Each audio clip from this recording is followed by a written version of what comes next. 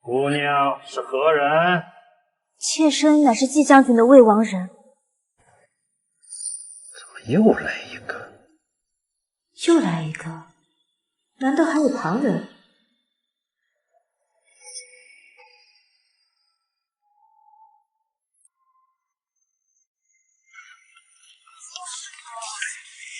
季长青，因为你独得圣宠，就可以胡作非为。我是西川侯，自袭官爵，而你丞相无权操家。西川侯贪污受贿，草菅人命，抄。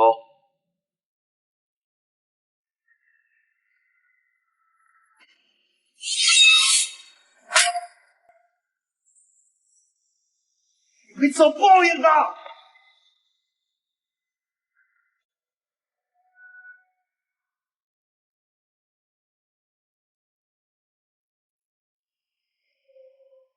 侯伯，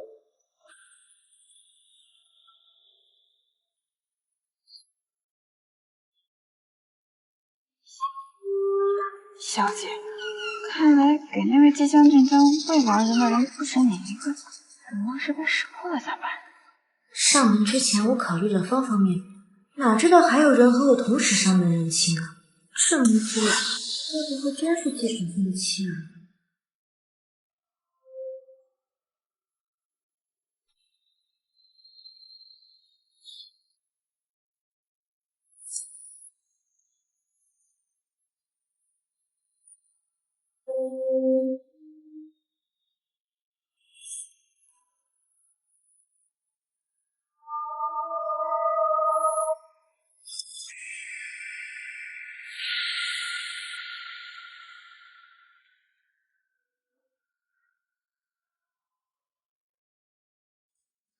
家兄生前孤行吊唁，死后却冒出2个魏王人。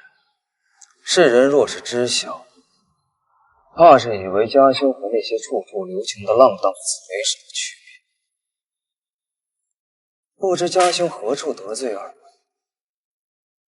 要毁的一世英名。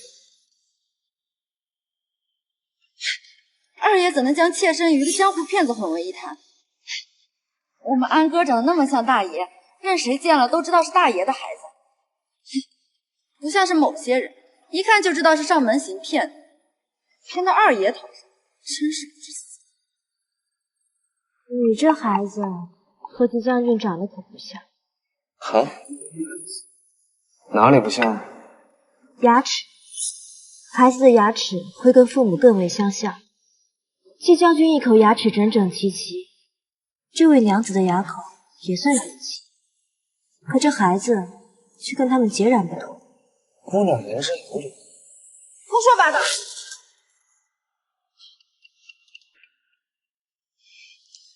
！4年前，大爷回京述职，带着一帮弟兄去排云楼吃酒，妾身在排云楼卖唱，不慎被人下药，送到大爷醉酒休憩的房内。事后发现自己有了身孕，可大爷已经离京，便一个人把孩子生了下来，一边拉扯长大，一边等大爷回来。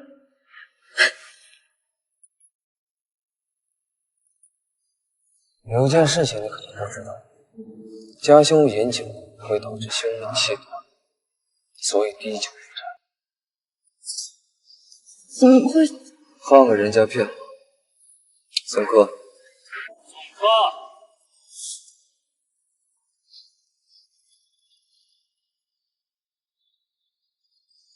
他编完了，该你。希望你的故事再周全些。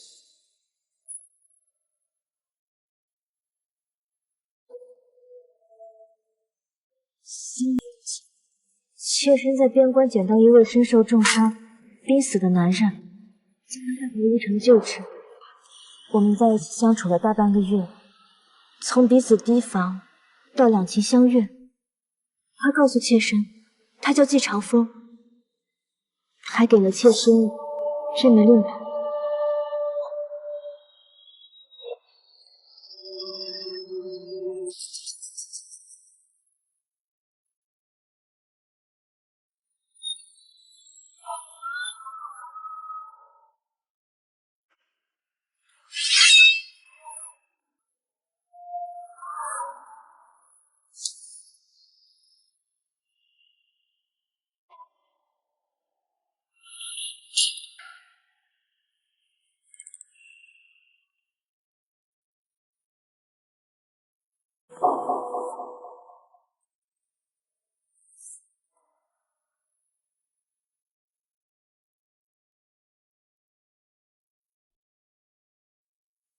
还活着。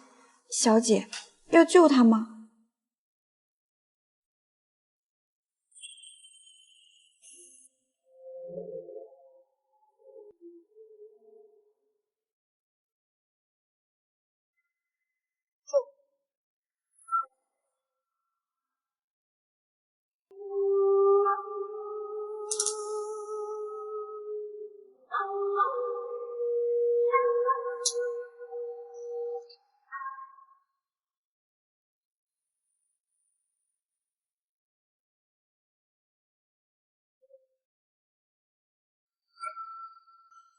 还以为这块令牌遗失，原来是被这个小骗子顺走，还相处了大半月，两情相悦。这小骗子大概不知道，那日在边关作战之人并非兄长，而是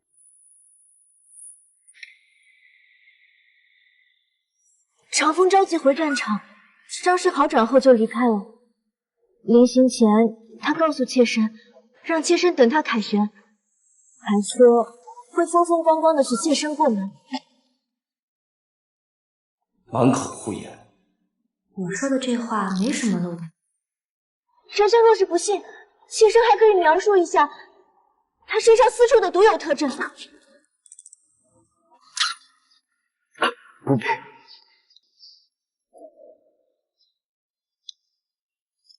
这块玉牌，兄长从不离身。既然兄长把玉牌送给你，就足以说明你跟兄长的关系匪浅。那我们择日就拜堂。妾身一介孤女，不负父母，亲事不必大办，只有让我抱着长风的牌位，在祠堂走个仪式即可。这女人放着好好救命恩人不当，非要骗着上门当寡妇，到底不是？这守寡的日子可不好过，何必上杆子当寡妇呢？子非鱼，安知鱼之乐？能为季将军守寡，妾身甘之如饴。那些视我为眼中钉的世家，在屡屡刺杀失败后，用这种花样对付我，还是找这女人来当寡嫂，再构陷背逆人伦、私通我死。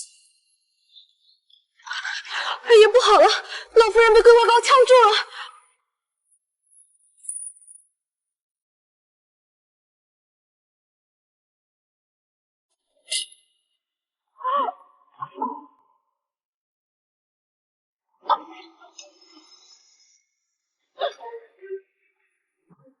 小姐正在救人，请勿打扰。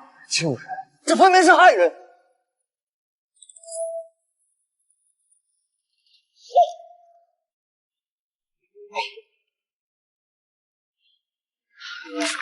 娘，娘没事了，多亏了这位姑娘。不知姑娘是？妾身乃是季将军的魏王人，今日来府上，只求与季将军完婚，与他一生。长风的魏王人，我在边关救了季将军，季将军赐玉牌，与妾身私定终身。方才妾身还正与二爷商量，抱长风牌位成亲一事呢。这小骗子，张口。好孩子，那你就留下吧。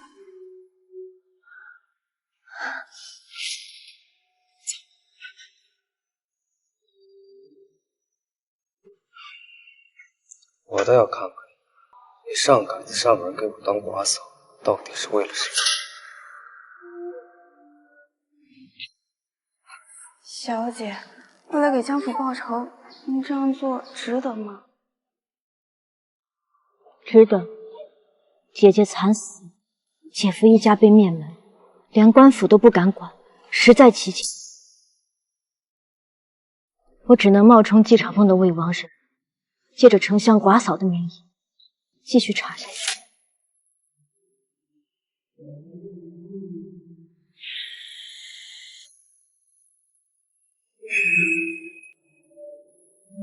姐姐，你们放心。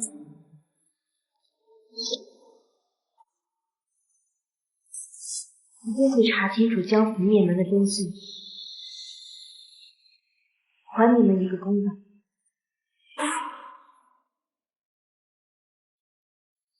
这小子演技真是不得，不知道的还以为真是个痴情。此时正为亡人肝肠寸气。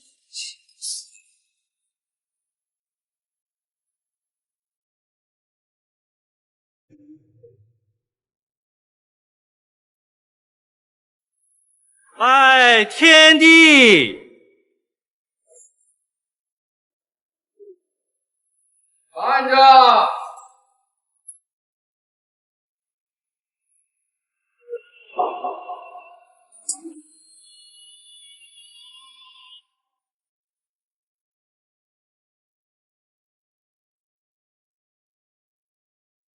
气势！妖女一看就是有心人安插进来的，想要谋害长枪的。放着长风家小不管，让这妖女进门，是想让我季家断子绝孙吗？谁把他们放进来了？二爷，老太爷带了一帮家丁，小的没拦住。我能进自己孙子的府邸吗？别以为你当了丞相就可以目无尊长。你若是懂尊卑，怎么会让你的小儿子认我大哥季长风这个大孙子？你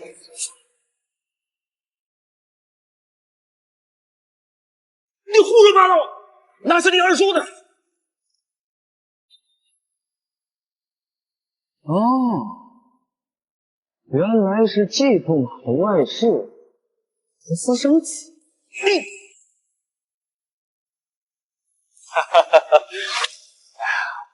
长青啊，但凡有一点办法，二叔也会上门找你的。我是驸马啊，这事要是泄露了，陛下怪罪下来，整个季家都要受所牵连。你也逃不掉。如果只是找个人当爹的话，那祖父也能当啊。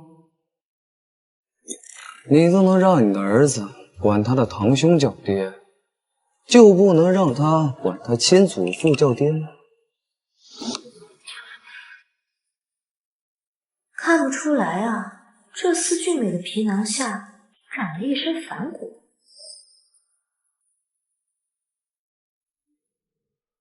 还看还拜不拜堂？就没有一丝商量的余地。没有。好，好得很。我等着，你赶紧将这孽畜拉下马。走。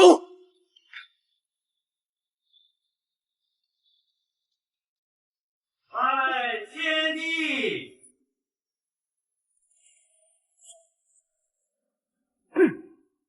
季长青，我等着看你的下场。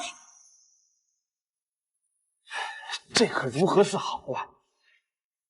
我听说那女人救过你大侄子，救你长嫂，我正是公主需要的人。若是她医术不佳，公主自会救你的属下。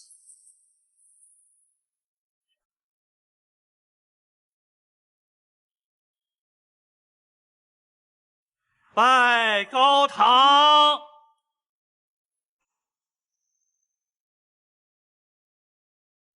入洞房。哎，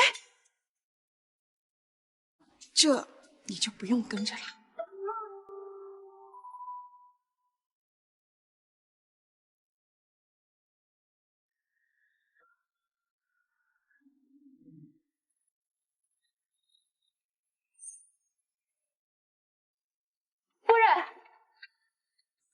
夫人，寿阳公主的仆从来信说，让大娘子去公主府给宣公子看病。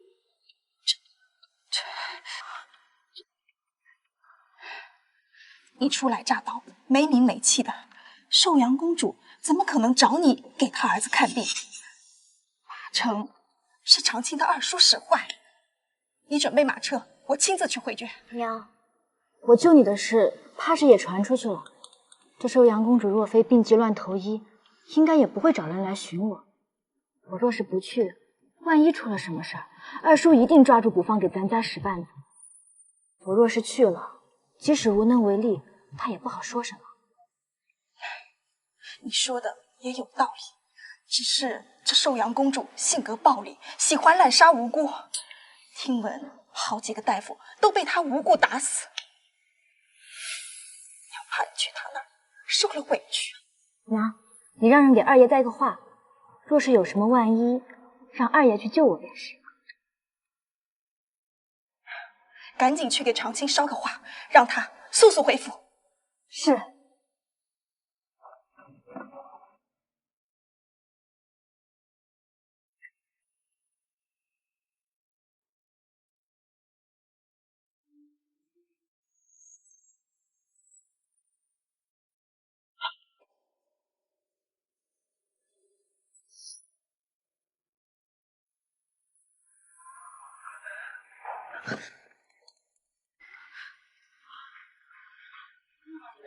你这娃娃哪儿来的？别人送的。谁送的？我爷爷病人送的。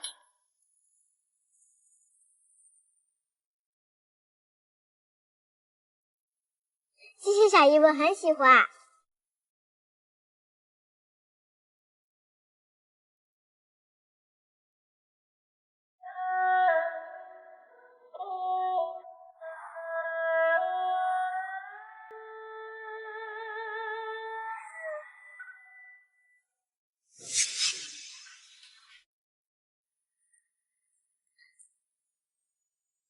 你又闯祸了？没有，我和姐姐聊天呢。小雨的傀儡为何在这孩童身上？姐姐的死，难道和这老大夫有关？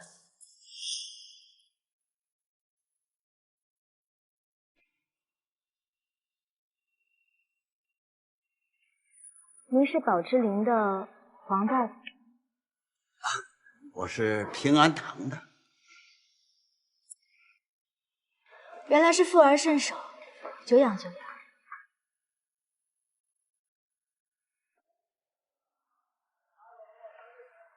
公主要见您。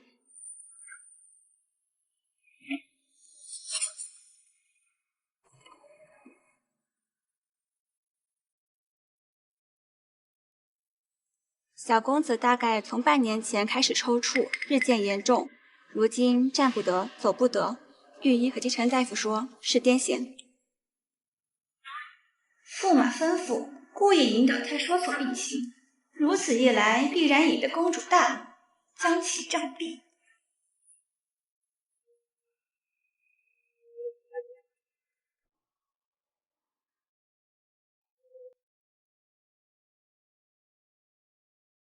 这都多少天了，全都是庸医，把外面那些都给我拉出去，乱棍打死！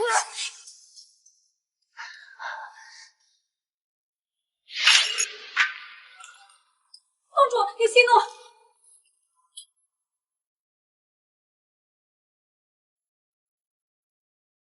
参见公主。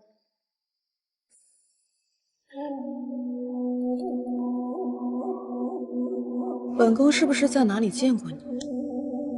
你这相貌颇为眼熟。妾身是抚州乌城人士，之前从未来过京都，与公主应该无缘相见。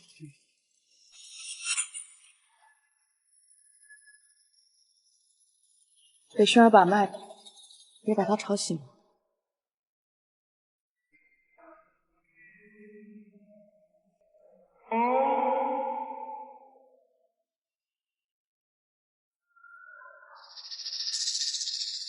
薰儿得的什么病？公主正在气头上，说错了病情，被杖毙。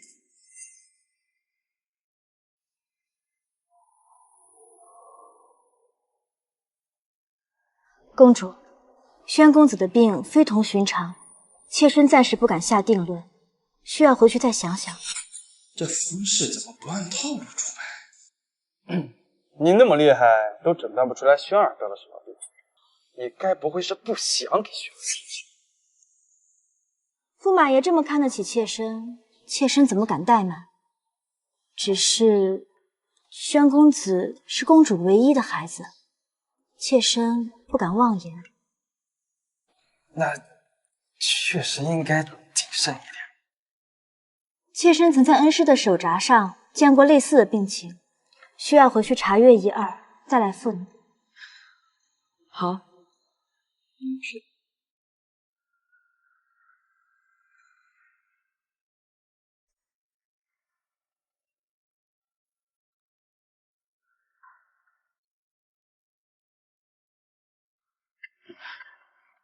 娘，这般焦急唤我回来，怎么了？你嫂子去公主府给你堂弟看病去了，去了好一会儿还没回来。哎，你快去瞧瞧，万一那公主滥杀无辜啊！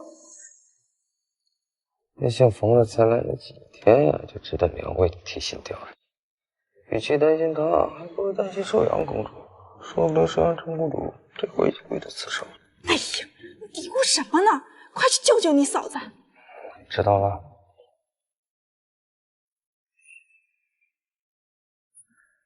娘，你回来的正好，长青买了桂香楼的绿豆饼，还热乎。哎呀，看得怎么样？寿阳公主没为难你吧？没有，我一时半会儿也看不出什么变。跟公主说，我还得再回去想想，就回来了。你可担心死我了。走。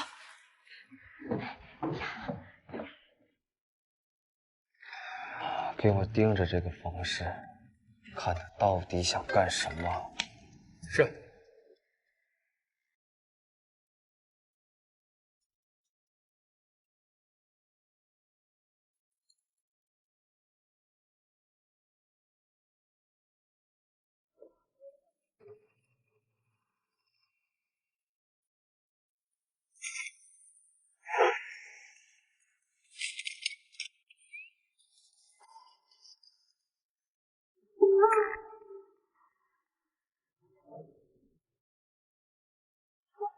还想监视我？分头行动。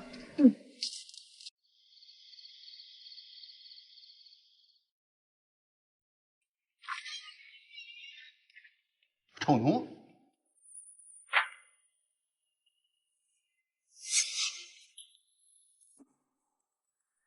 这长命锁是你孙子的吗？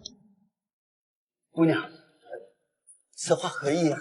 我孙子他想让你孙子活命，就好好回答我。你为什么要杀姜侍郎的死人？你说这话什么意思？我根本就不认识什么姜侍郎夫人呐！不认识？那为何姜夫人爱你的玩物会在你孙子手里？这是小孙子在街上捡的。不说实话。行，那就等着给你孙子收尸吧。哎，回来我说，我全都说。有人带走了我孙子后，留信威胁，说要让张府的命换我的孙子。啊，你看，我除了这封信之外，其他的我什么都不知道啊。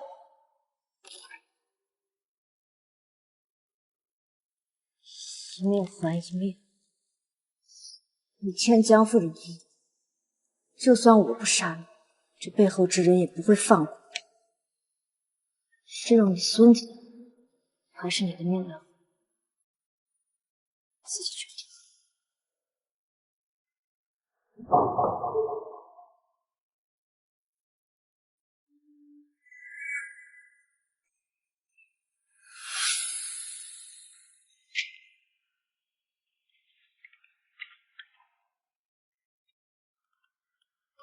主人，那小丫头跑出去胡吃海喝了，中了别人的调虎离山，你还不自知？冯氏，你刚被引开没多久，他就出府了。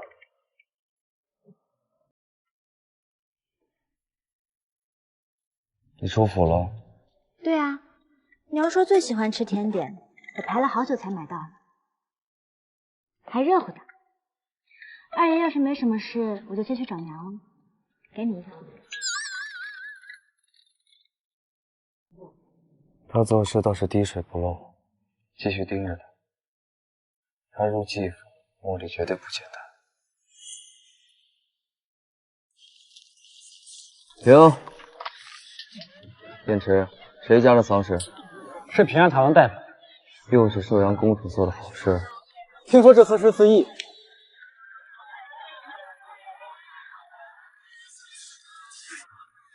仵作验过了？验过了。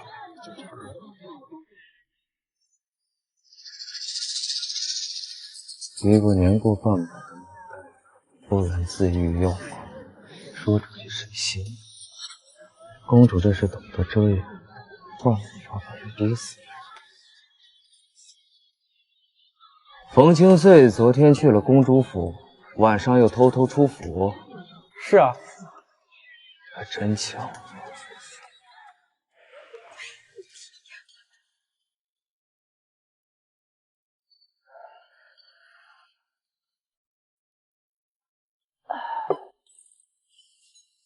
嫂子可听说了？前日与你在寿阳公主府碰面的平安堂老大夫死了。死了？好端端的怎么就死了？听说是被人逼死的。哎呀，那这在西国当大夫也太危险了，这无缘无故就被人给逼死了。哎，难不成他是做了什么伤天害理的事儿？哎呀，行了，别一回来净说些不吉利的话。来，你去给娘做个拿手好菜，娘饿了。二爷还会做菜啊？这外面人人都说二爷心狠手辣，只会抄家，没想到还是个上得朝堂、下得厨房的好儿郎。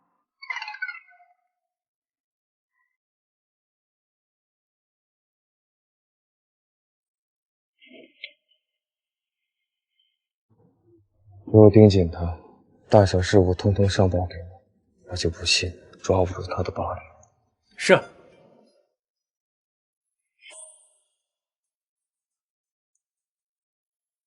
小姐，这是京城最后一家卖墨的店了，你到底在找什么呀？这封信是用一种罕见的花香墨写的，说是能找到这款墨的持有者，也许能更快找到害死姐姐的人。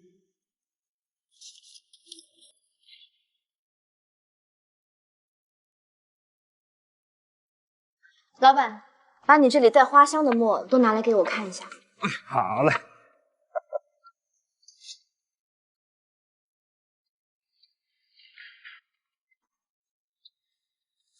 您挑。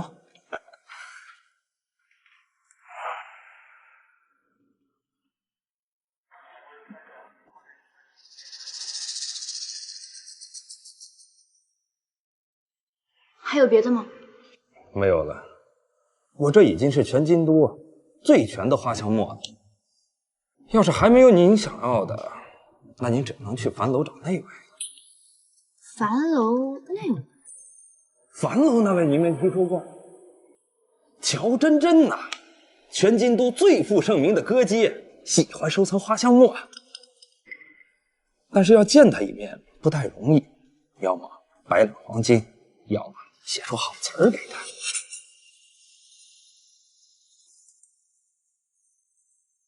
小姐，你有黄金吗？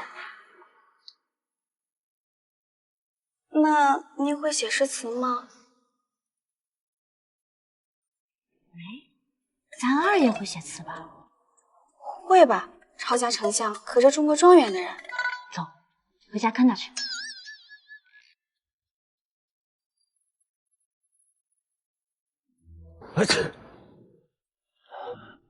把门关上，怎么突然有点冷？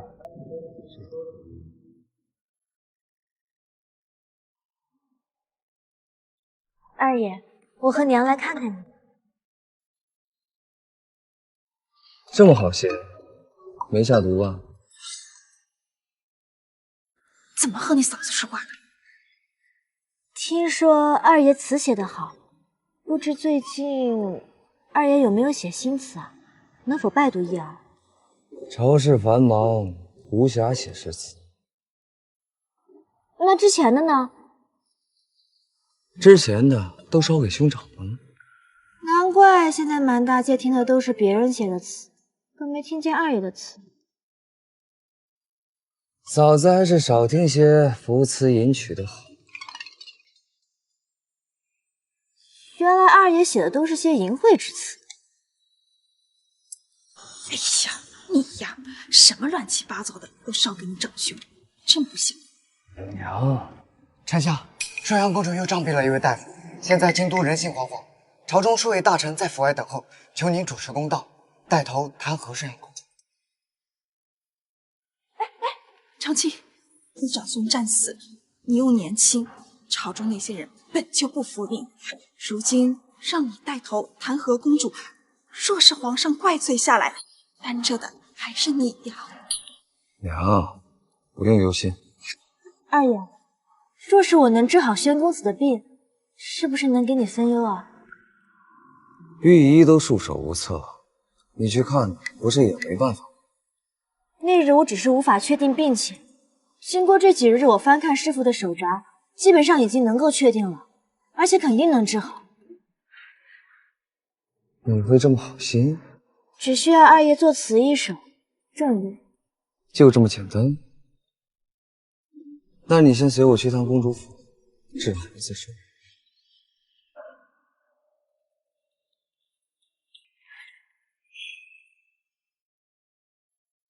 一群废物，全都给我拉出去杖毙！公主饶命啊！公主饶命啊！公主饶命啊！公主饶命啊！公主饶命啊！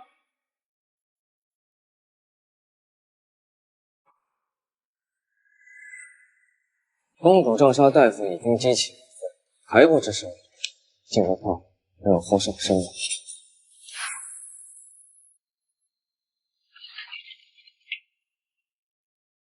季长青，你这是要多管闲事。妾身今日翻看医书，发现一种病情与宣公子有90%相似，特地前来告知。哦，什么病？肠漏症。本宫怎么从未听闻？哼，本驸马虽不懂医术，但也读过几本医书，从来没有听过这个肠漏症。你该不会是湖州来糊弄我们吧？此病乃家师秘密，不曾记录医书，驸马没听说过也是自然。本宫在这儿不是听你胡说八道的，若你是有意撒谎，季丞相也保不住你。宣公子的病本就与冯氏无关，他是出于好心才自愿前来。公主若是不领情，我走。站住！本宫只是为轩儿的病着急，若你有把握，先给轩儿治病。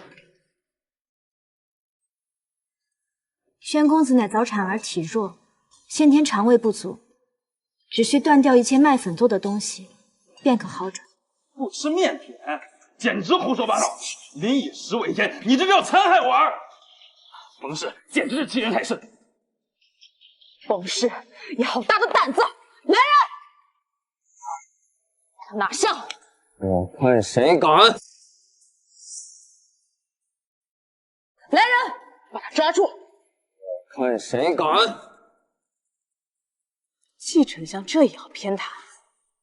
公主救子心切，妾身可以理解，但若不等大夫医治便断言无效，若是耽误了病情，恐怕……好，本宫可以饶你。若是戒掉麦粉，病情还没有好转，本宫不会放过。鉴于宣公子发病多时，鸡蛋、黄豆、牛羊肉也要一并戒一戒。妾身列了一张进食清单，只需进食10天半月便可好转，半年之后就能痊愈。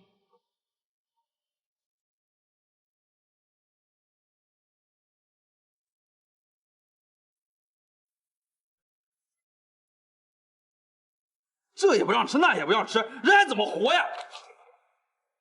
驸马是觉得口腹之欲比性命更重要吗？灌子如沙子，又不是让你进食，你嚷嚷什么？半月为期，若是轩儿的病情还没有进展，丞相可别护短。自然。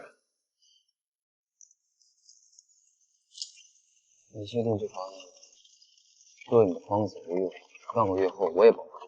二爷这半月还是好好想想心思。你要我的诗词做什么？恕不奉告。季长青这般爱惜人物，若是知道我拿他的诗词去樊楼那种烟花酒巷给个歌姬，怕是要气吐血。若是被你发现，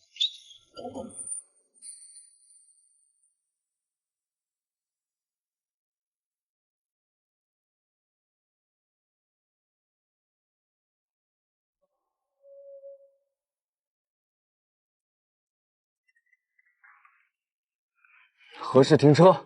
阿爷到了。还有，老夫人刚刚过府来了。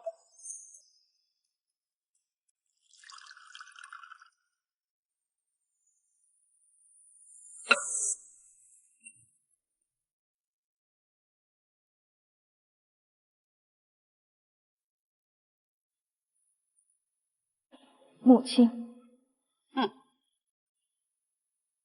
征远走得早，你一个人带大2个孩子，确实不容易。可现在长青贵为丞相，你这做母亲的可不要糊涂啊！不知母亲何意呀？那冯氏来路不明，目的不清，你身为母亲，不替长青肃清后宅，还引狼入室，简直愚昧无知。我倒是觉得冯氏那孩子是个孝顺的好孩子。你身为我的儿媳，竟敢不听婆婆的话，我让你把人赶走，你就得把人给我赶走，否则我这个哥饶不了你。尚书夫人好大的口气，我倒是想看看你要如何饶不了我母亲。妾身嫁过来这么久了，竟不知祖母还活着。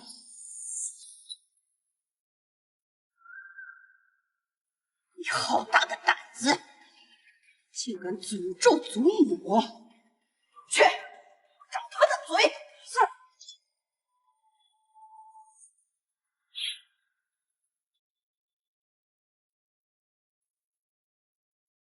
老身教训晚辈，你也要插手？在我的府上，还轮不到你教训，把他们赶出去。季长青，冯氏给轩儿的药方毫无作用，就等着寿阳迁怒于他，乱棍打死他。丞相夫人，寿阳公主府浩浩荡荡来了好些人。长青，我倒想看看如何护得了他。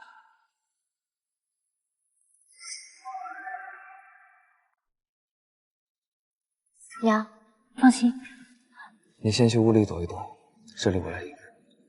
二爷不是说这次不护我吗？话真多。这些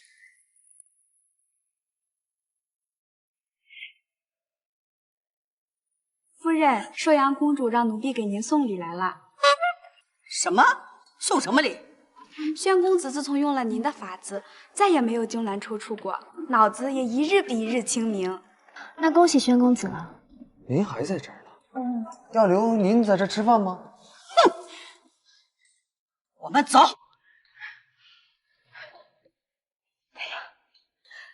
庆岁，真是咱们家的福星啊！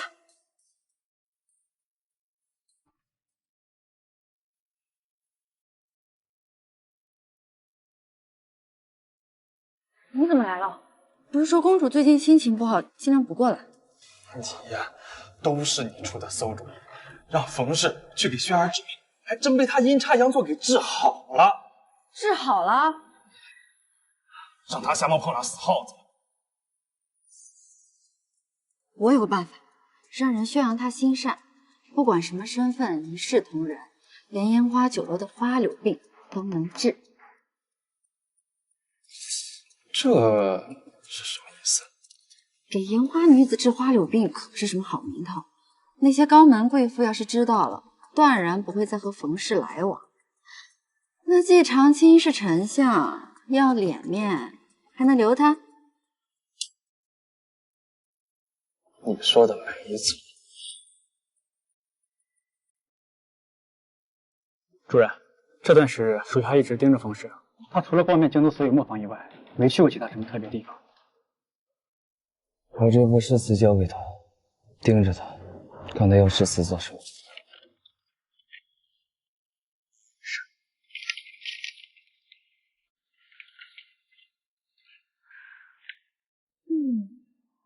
这季长青的诗词写的还真是不错。小姐，咱们有这么多黄金了，还要这诗词做什么？咱们直接拿着这些黄金去找乔真真不就好了？也是啊，有了黄金还要诗词做什么？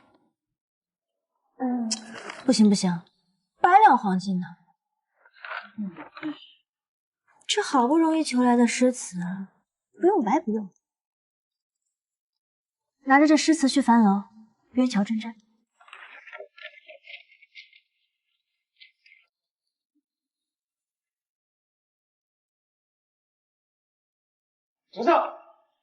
丞相，门外突然来了一大批烟花柳巷女子，一个个都哭着求着让大娘子给他们瞧病呢。这些人怎么知道冯清寺会治病？花街柳巷都传遍了，说全京城的大夫都治不好寿阳公主儿子的病，这大娘子一出手就治好，还说她心地善良，专门给花街柳巷的女子看脏病，只要来季府门口磕几个头都给治。纯属造谣！有人是给冯清寺泼脏水，逼着我把他赶出季府。丞相，还有一件事儿。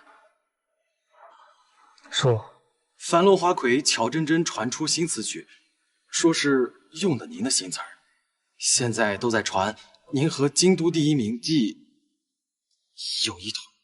如果继续这样下去，丞相府的名声恐怕也会受损呢。冯清寺，要不您还是把他送回乌镇老家吧。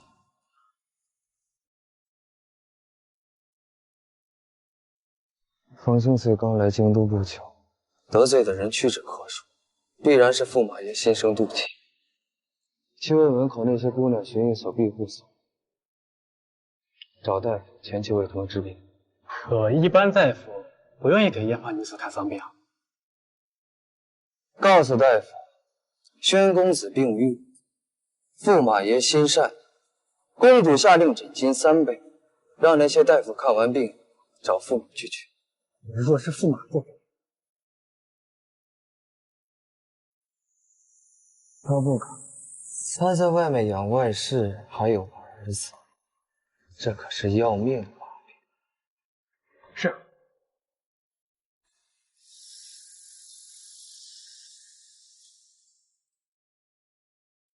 这首词写得真好，想必不是出自姑娘之手吧？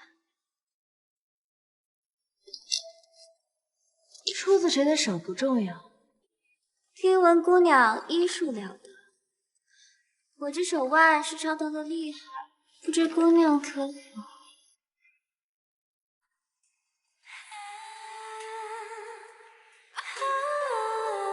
愿乔言以后少用手腕。多谢姑娘，不知姑娘来见我所为何意啊？听说你这花香莫多，我来看看。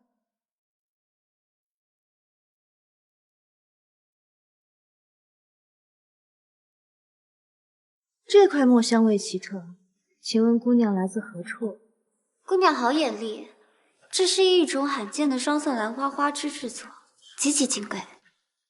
我告诉你，你可别告诉其他人。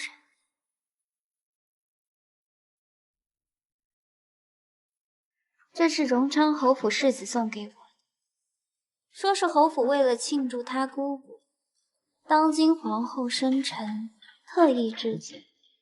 他拿了块瑕疵品送给荣昌侯府，当今皇后的母族，姐姐一家的死必然与荣昌侯府有关。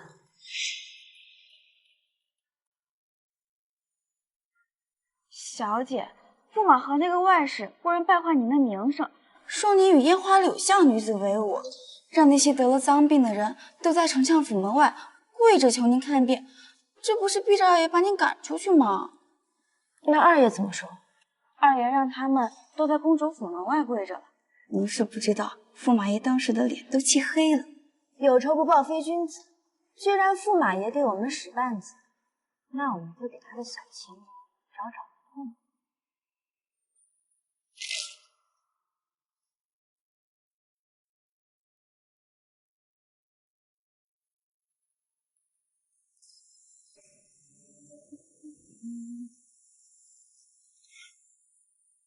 还知道回来？听说樊楼最近出了新的淫词艳曲，是出自本相之手。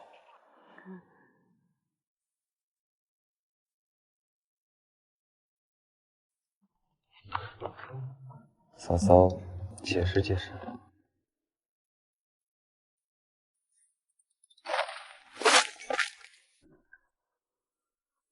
这女人果然是冲着我来的。嫂嫂这是故意的。你说什么呢？我跟你哥伉俪情深，我可是非他不可。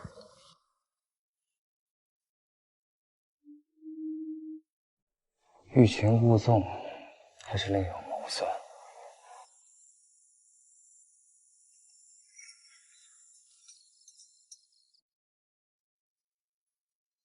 他今日做了什么？爷，冯氏女扮男装去了樊楼，然后说还找了地痞流氓，去那驸马那外室家门口泼屎。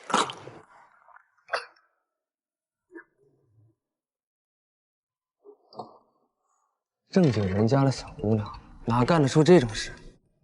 也是，正经人家的小姑娘也不会上岗子去别人家当寡妇。爷，这属下倒是觉得这冯氏做事挺痛快的，是那驸马和外室花钱雇人诋毁他的名声，他这是一报还一报，连我也不清楚。我去那帮弹劾您的言官门口，我也不费劲。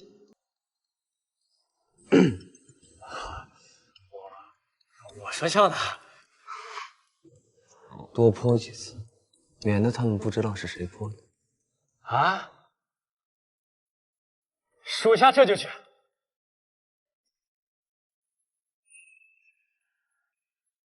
千岁，荣昌侯府的世子夫人魏氏成婚6年，一直未有子嗣，已成心病。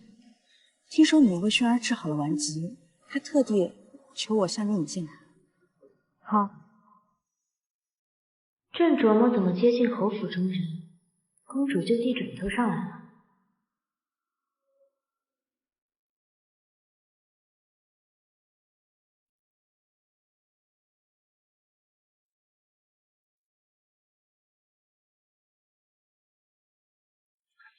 你就是公主说的冯氏？听闻你医术了得，可否为我看看？夫人可有什么难言之隐？我嫁入荣昌侯府6年，未曾有子嗣。夫人，不如宴后我随你去荣昌侯府为你诊治，这里人多眼杂，难免传出口声。是啊，宴后让千岁随你去侯府便是。好。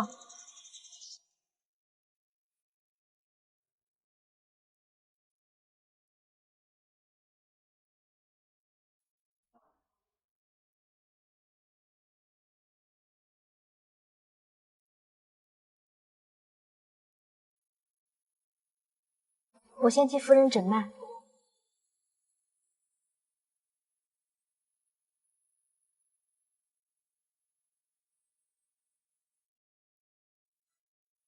夫人这病容易，只是需日日调理。你可愿住在侯府，先替我治好这顽疾？我倒是没问题，只是我这就命人去季府传信，就说你与我相见恨晚，要在侯府多住几日。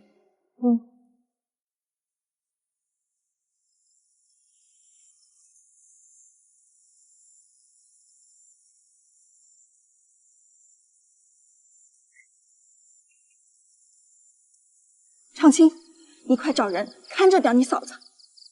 母亲这是终于发现冯氏有问题了。刚才荣昌侯府的人来送信，说你嫂子被他们世子夫人留下了，这几日都要待在荣昌侯府。我担心她招了别人的道，那荣昌侯府可不是什么好地方。别人不招她的道就不错。听到没有？知道了，娘。您放心，我会派人盯着。娘，你慢走。去了公主府，死了个大夫，女扮男装去了讨番了，紧接着又想尽办法去荣昌侯府，他到底想做什么？去盯着他。是。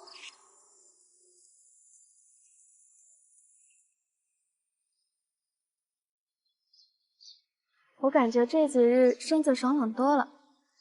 听说前段时间荣昌侯府老夫人寿宴办得十分热闹，几乎京都所有的官员都来了。在侯府这些时日，并没有找到蛛丝马迹，反倒是听闻老夫人寿宴的时候，姐姐姐夫一家前来贺寿了。且荣昌侯府与东宫那位来往过于密切。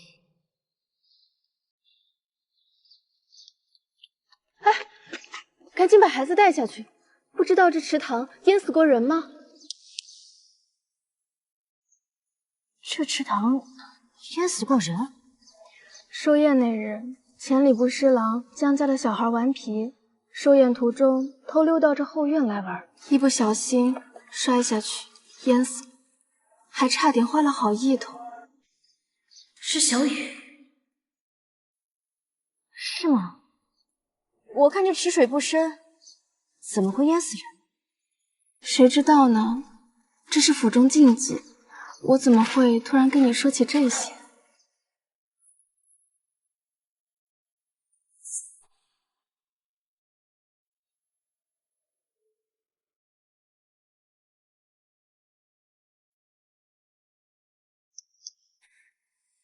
是他姐姐身边的贴身婢翠雀。那位是世子的贵妾？什么贵妾啊？就是一个不知廉耻的贱人。老夫人寿宴那日，就把世子勾搭的和他到处乱。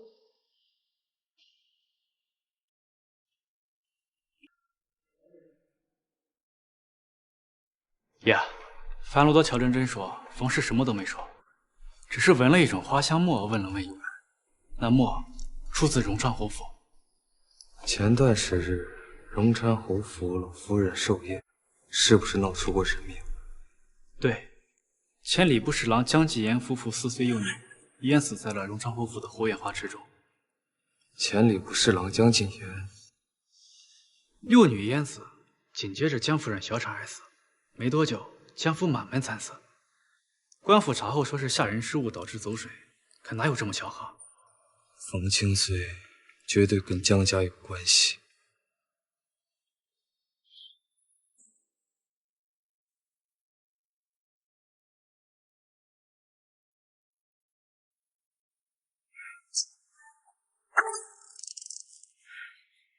你想干什么？张春雨是怎么死的？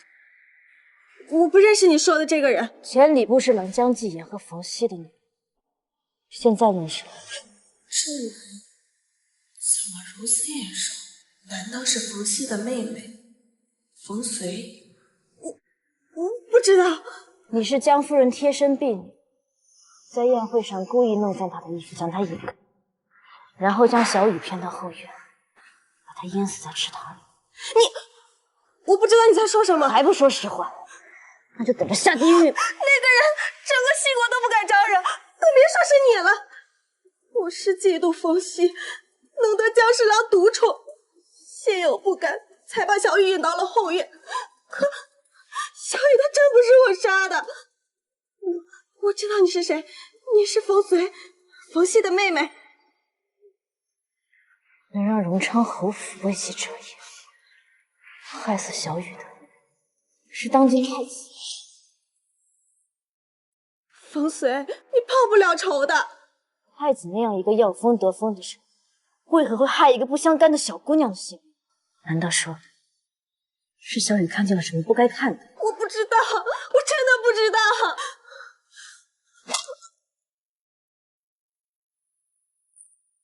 五花，听说荣昌侯府世子韩瑞轩在排云楼私设斗兽场，拿活人喂恶犬。走，我们去给二爷送点业绩。小姐，我们既然已经知道小雨和江府一家的死和韩瑞轩和太子有关，那我们为什么不直接去排云楼杀了韩瑞轩，再去东宫杀了太子呢？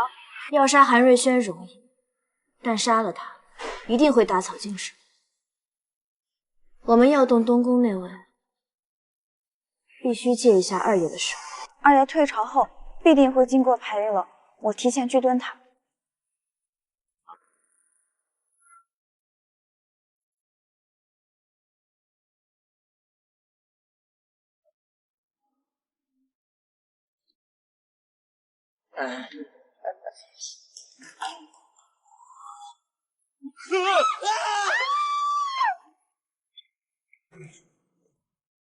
封锁排云楼！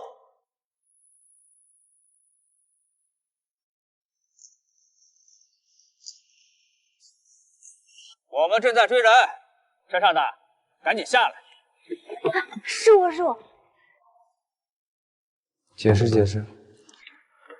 今日我同五花逛街，路过排云楼外，听到有惨叫声，我担心有人草菅人命，就偷偷溜进去查看。没曾想，居然有人在排云楼的后院拿活人喂恶犬，供富家子弟逗乐。大西律法严禁人兽厮杀，排云楼私设斗兽场，无视律法，求二爷严查。嫂子还真会给我找活干啊！二爷才智过人，卓越非凡，能者多劳嘛。下次卸了妆再笑，你这样太丑。还不下来！给我把车拆了，把人拖下来！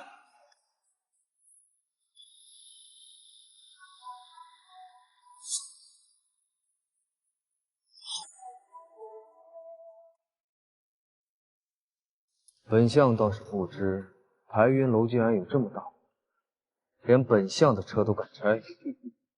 好大的头子，竟敢假冒丞相来我排云楼杀人，还抓了我们的人。杀人还带走他们的人，冤枉了，我什么都不知道。把他们拿下！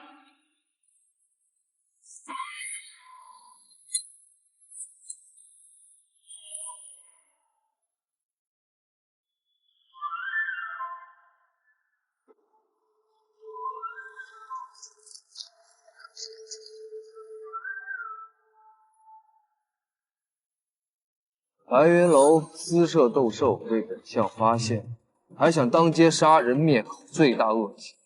副统领，马上彻查排云楼，一个都不许。是。二爷威武。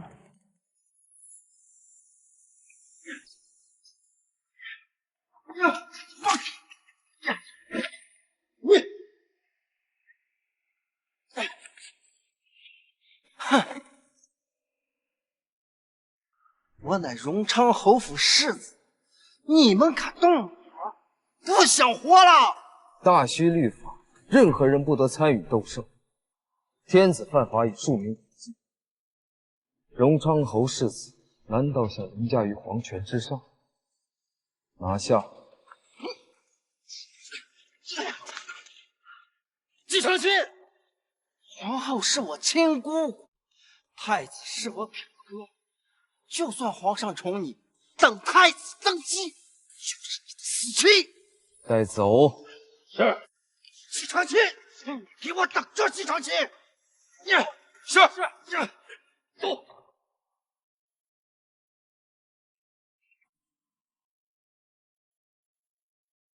二爷刚正不阿，不畏强权，太子太子。这小骗子知道我回府必经白云楼，这是算计到我头上来。只是荣昌侯府跟太子关系匪浅，二爷抓了韩瑞轩，要是太子找上门来，还不都是你给我找的好事？妾身发誓，妾身真的没想那么多。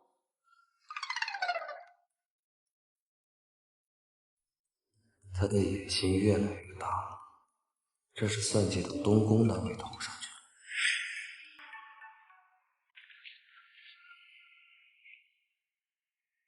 了。爷，查清了，前礼部侍郎江继言的夫人冯熙有个妹妹叫做冯随，这冯氏应该就是冯随。江家幼女逆郎在荣昌侯府后院，我记得荣昌侯府后院的守部审冤不死人。今天在排云楼底下斗兽场死了个女人，是永昌侯府世子韩瑞轩的小妾，名叫翠雀，曾是江夫人的贴身婢女。那韩瑞轩在牢里否认翠雀是他的小妾。江家满门惨死，看来冯清岁是顶着继父瓜嫂的名头回来报仇的。那还要让他继续留在府中吗？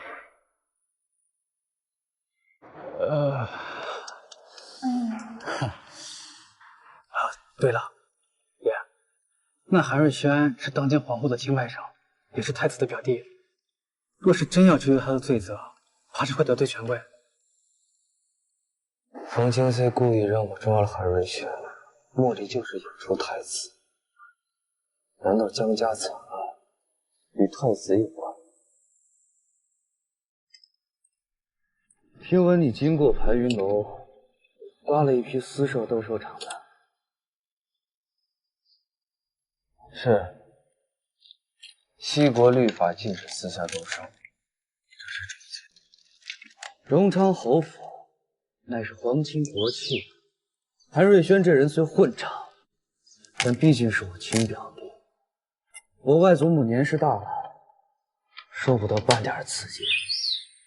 所以，只知西国律法，不懂人情世故。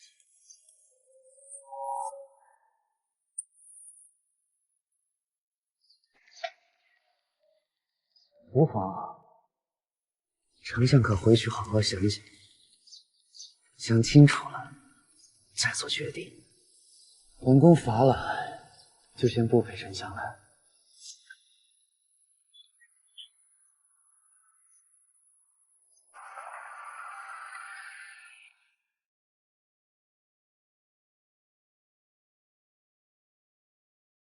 这个该死的季承卿，尽快想办法捞出韩瑞轩。万一让他发现什么端倪，丞相有点受陛下宠爱，朝中大臣都在传，宁可得罪太子殿下，也不能得罪季承卿啊！就不信抓不到他的把柄。今晚季丞相府中多了个寡嫂，还是个神医，我们何不从这个女身上下手，让太子妃约他入东宫，咱们想办法从他身上夺到季承卿的把柄。好主意。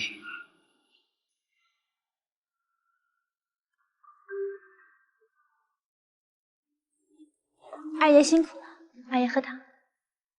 陪下头。二爷，驸马来了。不见。放开我！季承卿，荣昌侯府的人都找到我这儿来了，你抓人家的世子！韩瑞轩知法犯法，我抓他不是天经地义吗？你就不知道变通一下吗？那可是皇后的娘家，你只要堵上咱们季氏一族。天子犯法与庶民同罪，同罪，同罪！你又不能真的治了他的罪，放到皇上那儿，肯定又给你驳回来。又何苦招惹皇后娘娘？韩瑞轩的草菅人命，抓他是应该的。大爷做的对。只要季长青不放人，太子那边一定会沉不住气。你这女人，巴不得我们整个季氏被连累。我算是看明白了，你就是个灾星。宋柯，不必。季长青，你若不赶紧把这个女人赶出去，迟早死在他手里。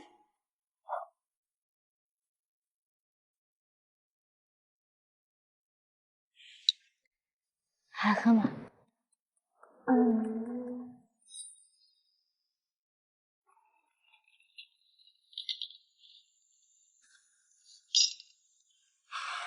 冯氏那个狐狸精，即使早晚被他害死。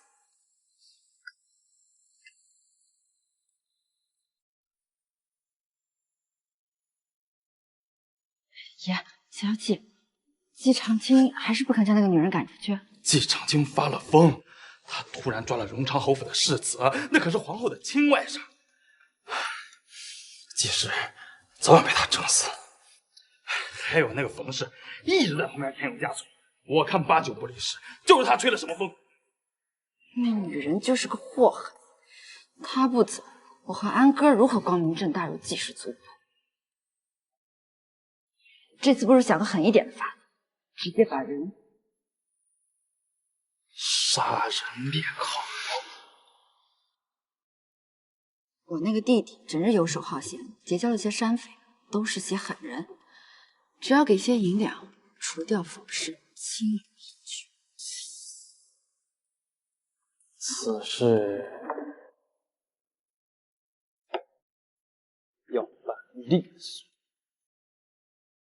太子那边有动静，世子夫人约我3日后去荣昌侯府一叙，说是要给我介绍一位贵人，应该就是太子妃。小姐这招高，二爷刚正不阿，势必会成为太子的眼中钉。可偏偏二爷洁身自好，太子无从下手，所以只能小姐你亲上想办法啦。小姐，有人跟着，几个人？3个。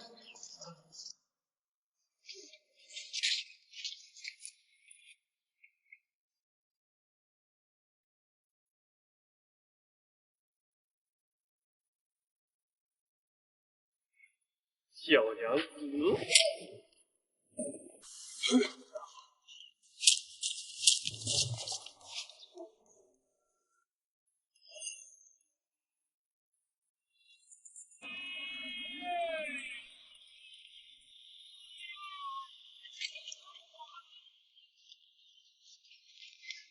二爷，我今日逛街又未免出海了，有人要跟踪我，还于行不轨。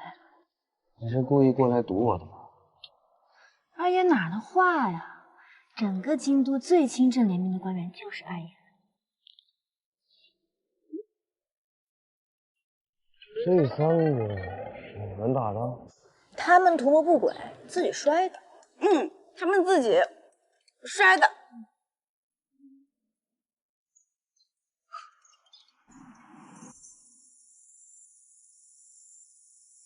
慢点。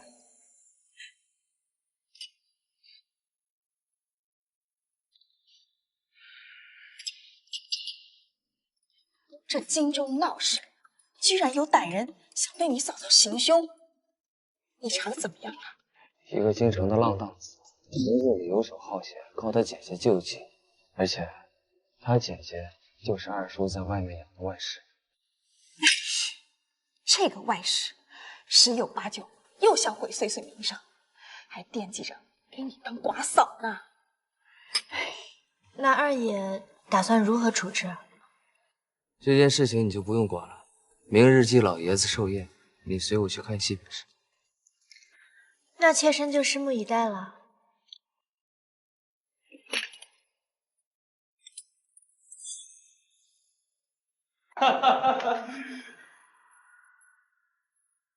爹，祝您福如东海，寿比南山。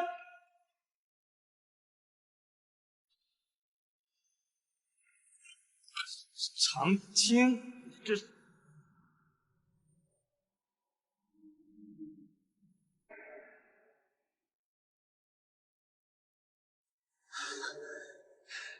话好商量。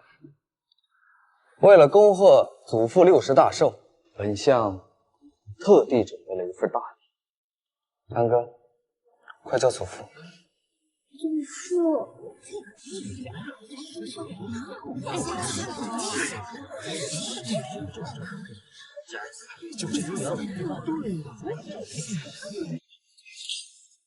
这么热你在做什么？寿阳公主马上就到了，你们来做什么？本相特地将二叔流落在外的子嗣送回来，自然是为了让继父添丁，博祖父一笑啊。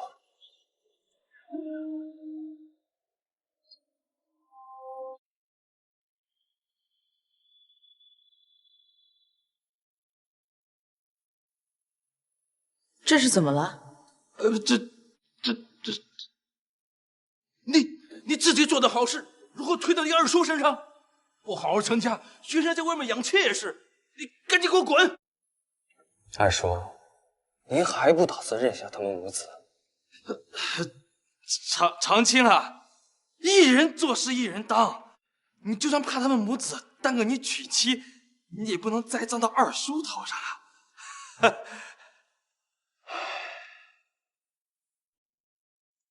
你娘要流放，你爹又不认，我只能把你送到慈幼院。爹！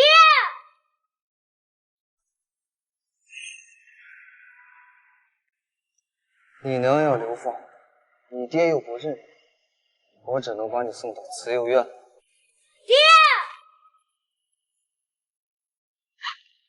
爹，你说个老爷子寿宴，就让我们娘俩认祖归宗的，你不能说话不算话呀！你走开！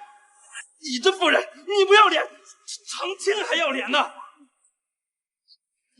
你可以不顾妾身的性命，但你不能不管安哥，他是你的亲生骨肉啊！作死嘛！好，够了！爸，别闹了。这孩子明眼人都看得出来是你的种，别在这装模作样。寿阳，你看这，既然他有了外室和儿子，那本公主休夫便是。寿阳，寿阳，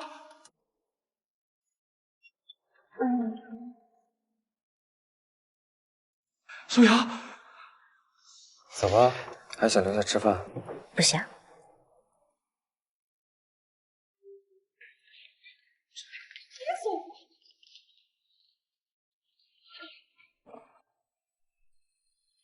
继父嘛，你不守妇道，惹怒了公主，跟我们走一趟吧。没有，不会，爹，救我！爹！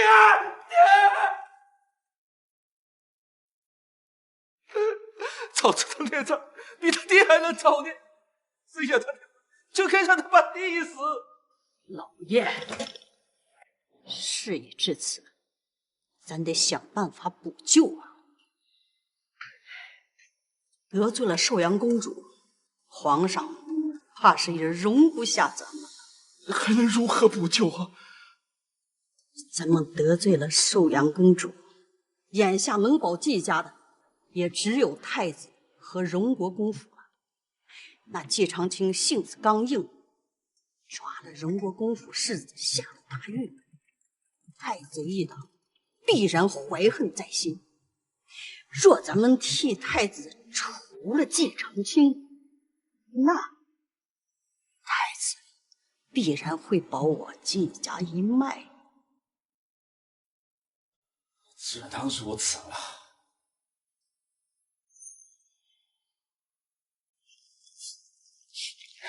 今日是长父的忌日，昨晚我又梦见长父，我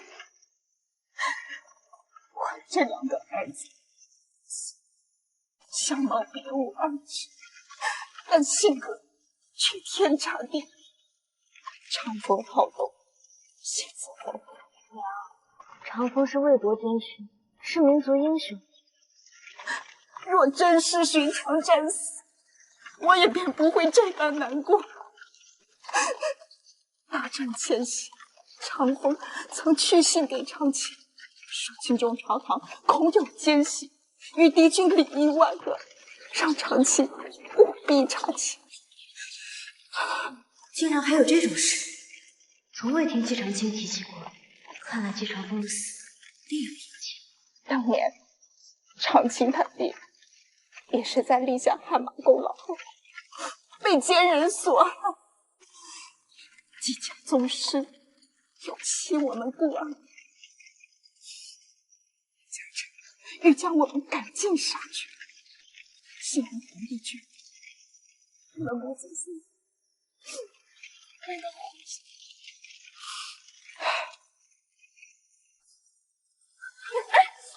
娘，发生什么事了？夫人，有个小孩他乱跑。妹妹，你在哪？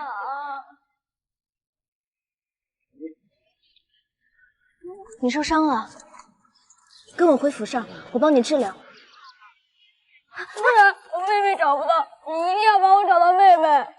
你家大人呢？我和妹妹都是京都慈幼院的孤儿，这是慈幼院的标记。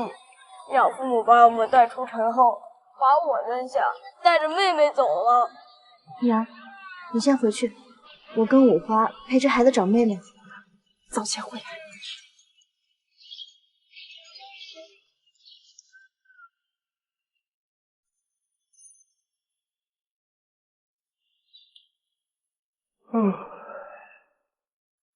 总算把那小丫头给送走了。这次货色好，多赚了10两银子呢。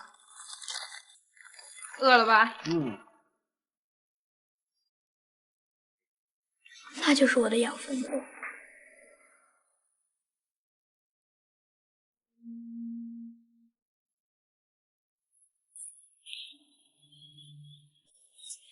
哥，那个孩子在哪？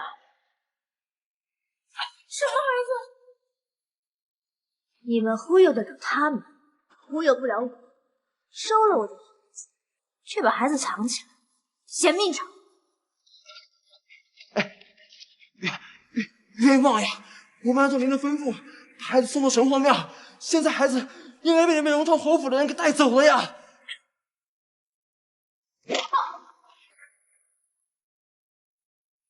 又是荣昌侯府。二爷，快补补。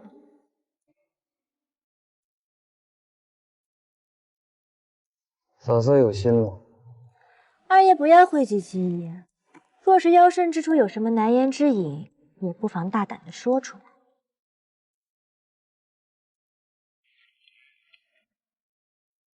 嫂嫂，这又是在考验我。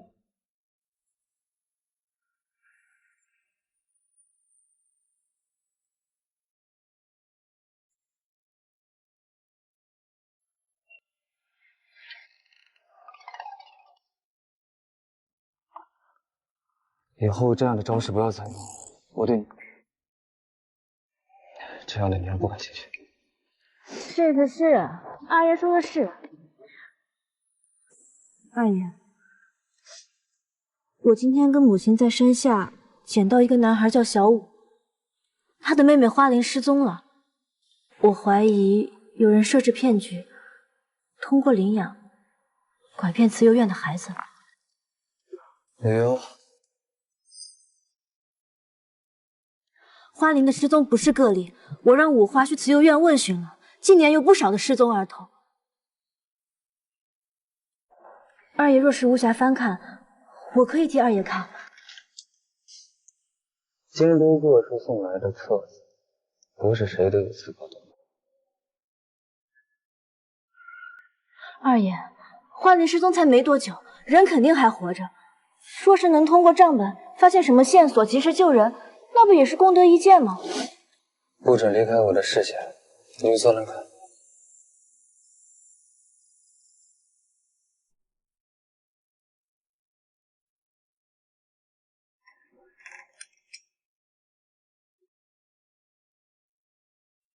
二爷，看完了。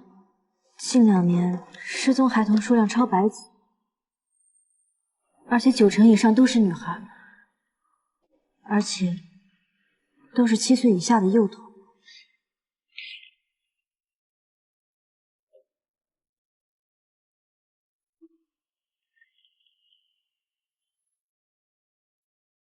这是大事，为何无人上报？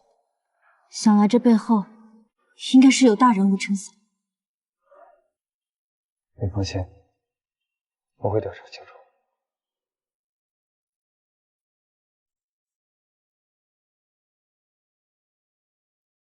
自从用了你这法子，我感觉身子利索多了。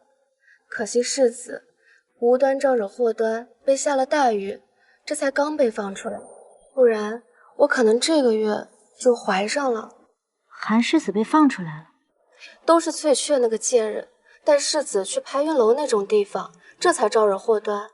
好在皇后姑姑亲自到皇上跟前求情，这才把人放了出来。不说这些了，今日啊，我给你介绍一个贵人。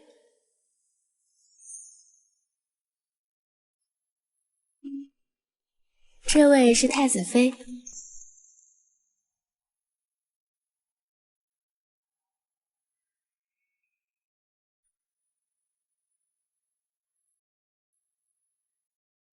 好美的女人，来，快坐。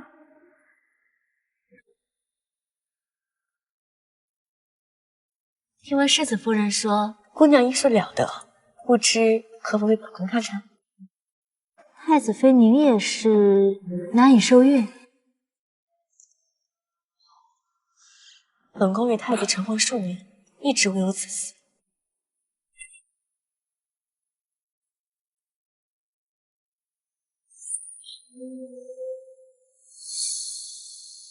可是太子妃身体并无大碍，若是房事正常，应该不难怀孕。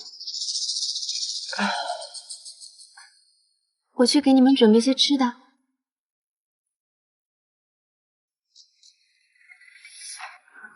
可是有什么难言之隐？你有那种催育的药物吧？这倒是简单，不过治标不治本，不如我替太子妃。太子并非是身体不举之人，他只是对我没有欲望。他一直醉心于成仙问道。这太子妃长得国色天香，说是西国第一美女也不为过了。太子这都没欲望，成仙问道。太子前几年生过一场大病，醒来之后他就醉心仙法，一心求长生。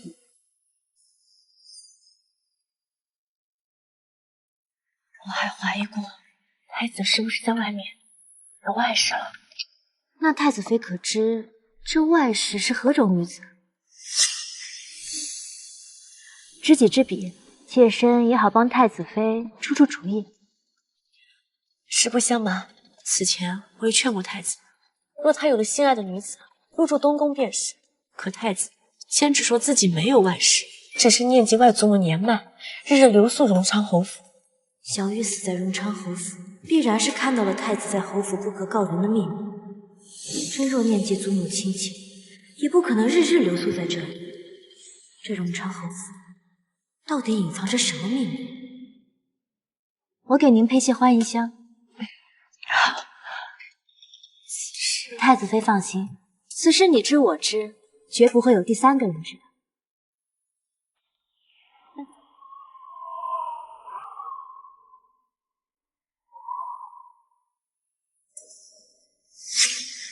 先前在侯府住过一段时间，夫人从未带我来过此处。那是什么地方？那边啊，是太子夜宿侯府所住之处，外人不许靠近，就连我都未曾进去过。太子日日留宿，莫非里面养了什么稀奇玩意？我也不能去吗？世子吩咐，除了他和太子，府中任何人都不得靠近。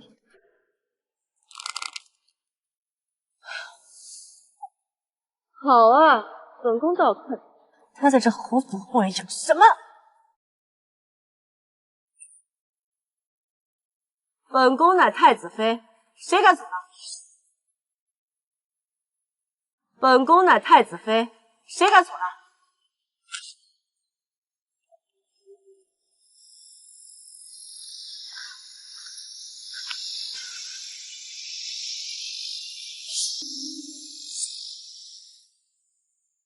这池塘里好大的尸臭味！滚开！太子妃，太子有令，任何人不得入内。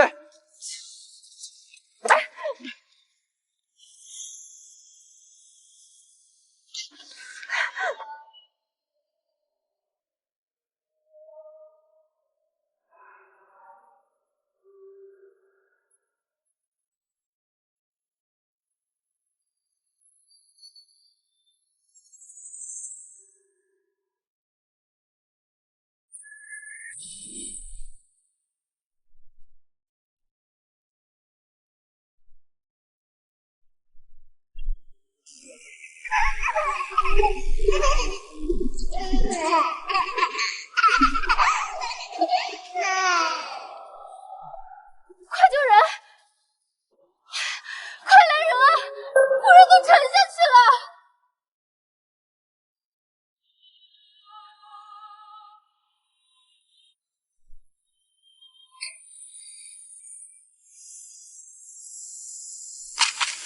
下面全是孩童的头骨，慈幼院那些失踪的孩童，怕是全都沉尸湖底了。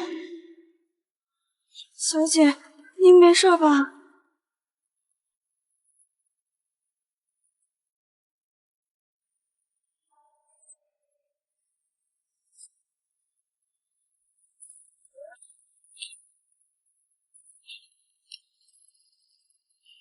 怎么这么不小心啊？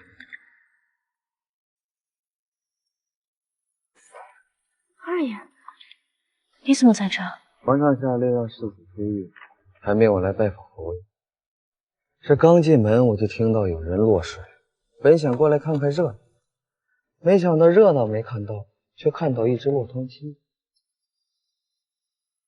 居然没顶走，掉下湖下头了。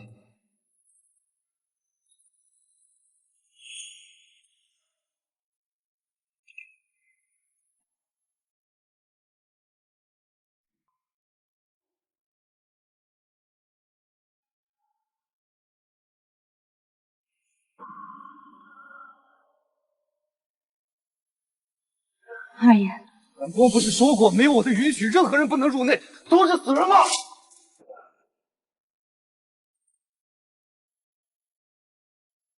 禀太子，是太子妃。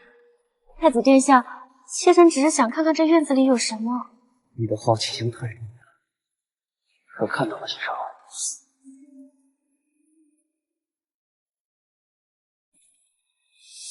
么？啊，未曾。还不赶紧回东宫！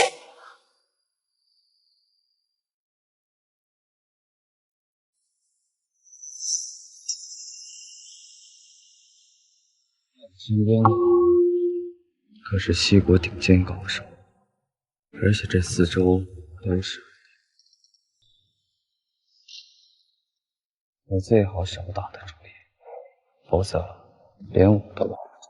真以为太子是外面那些捕头，也敢随便起杀心？二爷这说的是什么话呀？当时抱着你哥的牌位出嫁的时候，我就想好，要守着你哥的灵位过一辈子，怎么会对别的男人有心思？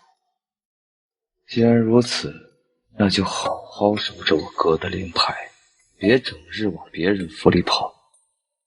丞相好雅兴，既然来了，不如留下来坐坐。嫂嫂落水受凉，今日就先回府，改日再来拜访。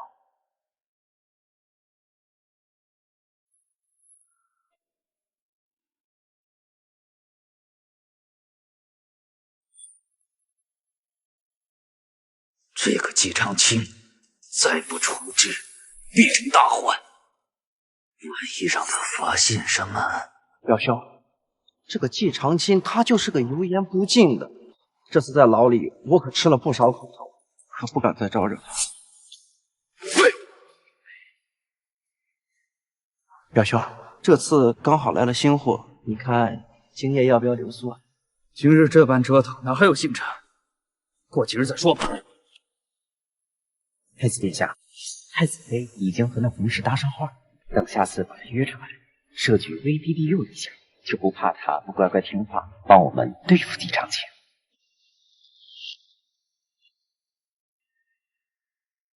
你原来见过姬长青的寡嫂？哦，是个美人。听闻她这几日经常往侯府跑，我让你表嫂再将她约过来，可好？哎，她是季长青的嫂子，这我可不敢啊。有我在，你怕什么？再说了，女子名节最重要。等她跟了你，还怕她出去宣扬不成？到那时候，还不是你让她干什么，她便干什么。表兄说的是，表兄说的是。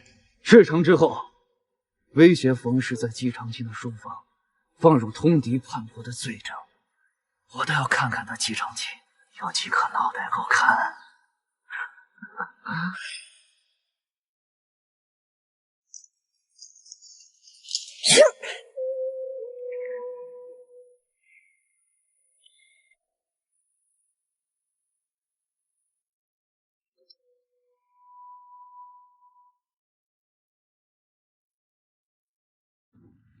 你那个丫鬟呢？五花，她那么嘴馋，定是不知道跑哪玩去了。我回头训她。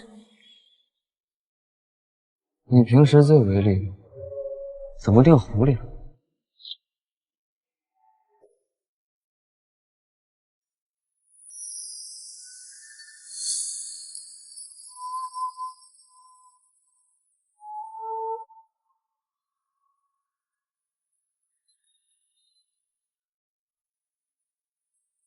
好暖和。别乱动，一会儿渗湿透了，染上风寒，摸起会难过。这可是你自己不让动的，不是我耍手段。你冷的牙齿都打颤了，嘟囔什么呢？二爷，你刚刚在院中可有闻到什么气味？你有什么发现？湖底全都是幼童的骸骨，骸骨的手上都戴着慈幼院的红绳，现在基本可以断定，慈幼院失踪的幼童都与太子和韩瑞轩有关。此事关系重大，万不能轻举，更不能妄想刺杀太子。二爷说什么呢？我可是连蚂蚁都不敢踩。装，你继续装。平安堂的大夫和韩瑞轩的小妾都是怎么死的？慈幼院的事，你调查的怎么样了？确实如你所说，是有人故意为之。我已经派金昭仪秘密调查。那如果最后真的查到太子头上，二爷当真会当真不完吗？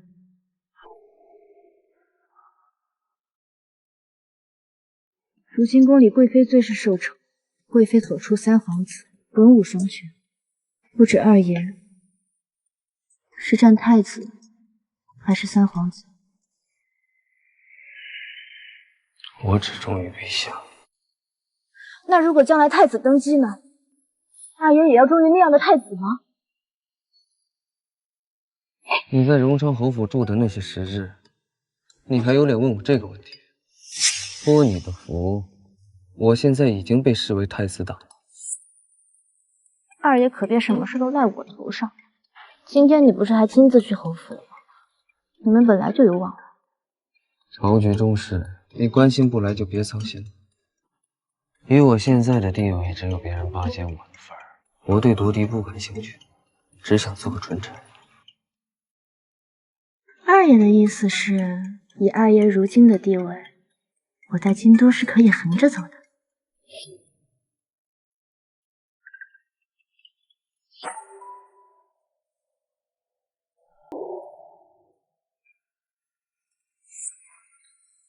可有什么发现？小姐，花灵果然在别院，她被韩瑞轩的人关在别院的密室里，四周守卫森严，我们没办法进去救她。太子表面上风光霁月，放着太子妃那样的美人不碰，却在荣昌侯府私设密室虐杀幼女。小玉必定是在那儿撞见了太子的罪行，所以才被灭口。小姐，我们想办法杀了他。季长青说的对，太子身边全是高手，想要杀他没那么简单，得从长计议。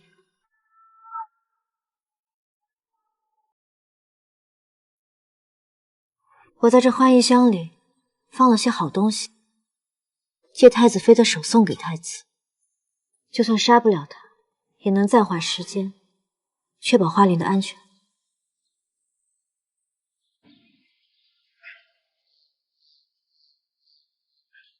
长青，你听说了吗？咱们的太子可能不行了。这种也要捏造，不要我。我说的不是那个不行，是那个方面。桑老把这个。这韩瑞轩四处求医问药，还说不是给他自己，那还能给谁啊？肯定是太子啊！小心祸从口出。嘘，别说了。然后又是这个小骗子造的手脚，我已经警告过他，不要轻轻过动。你说啥？没事。哎，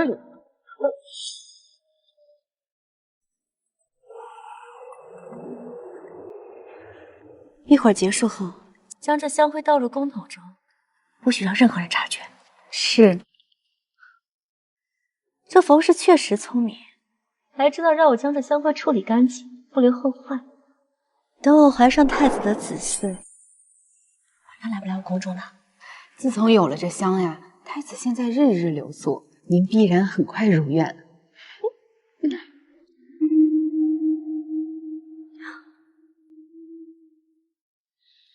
太子殿下，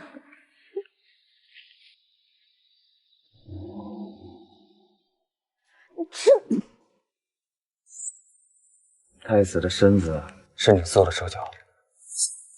太子的身子跟我有什么关系啊？我就那日在世子府见过太子妃，之后就再也没见过太子了。别以为这世界上只有你一个聪明，若是被人发现了端倪，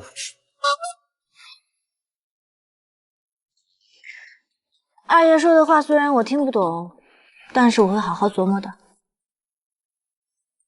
你以后少去荣昌侯府。那可不行，世子妃还约我明日去府上一叙呢。你诚心气我是不是？那日二爷不是还说，以二爷如今在京都的地位，我能横着走吗？如今我不过就是与卫士玩得好，就要怕东怕西了。我是怕你玩得过火，hold不住你。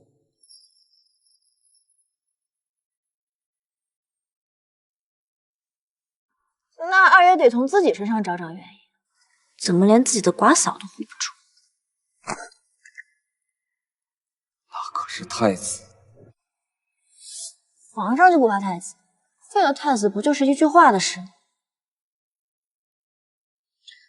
唉，二爷还是不行呢。你胆子也太大了，说这种话就不怕被人砍了脑袋？那二爷会砍我的脑袋吗？自愿的案子我自有安排，你给我消停点。妾身相信二爷。呀，荣昌侯府别院有什么发现？别院有密道，下面有密室，世祖宗有女花灵，应该就在密室中。这太子是个废物。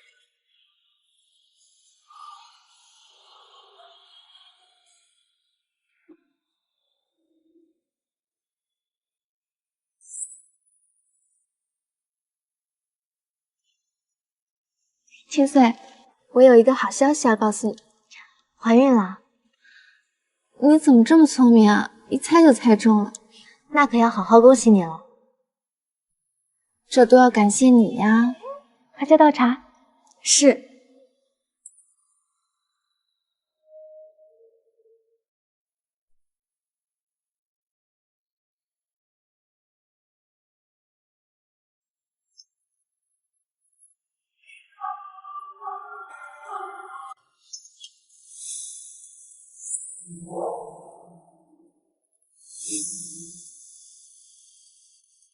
韩瑞轩这是迫不及待要找死了。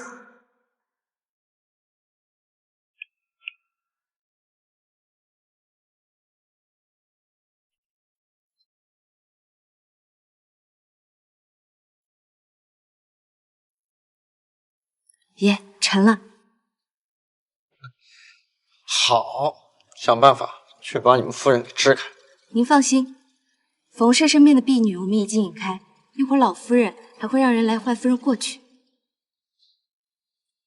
好，既然好不容易怀孕了，那可得好好补补身子。回头我给你多开几副补身子的药。好。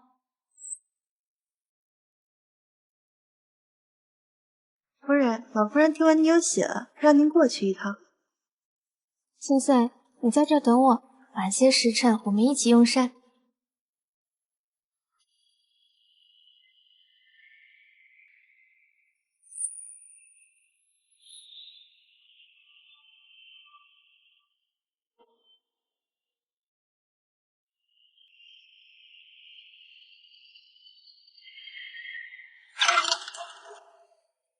小美人，当寡妇的滋味不好受吧？让爷呀好好看你。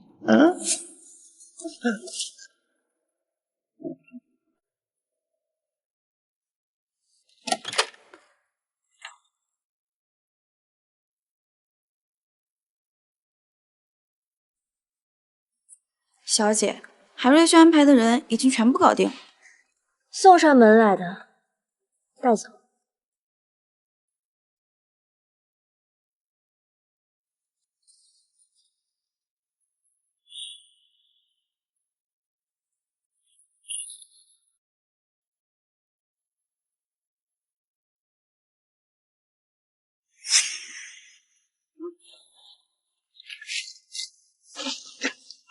你们干什么？啊！来人啊！来人！这荒郊野岭的，你喊破喉咙也没什么。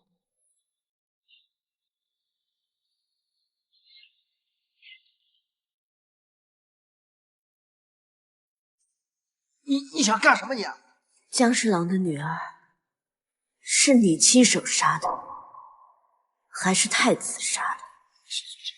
江侍郎的女儿，她是溺死的，跟我和太子有什么关系啊？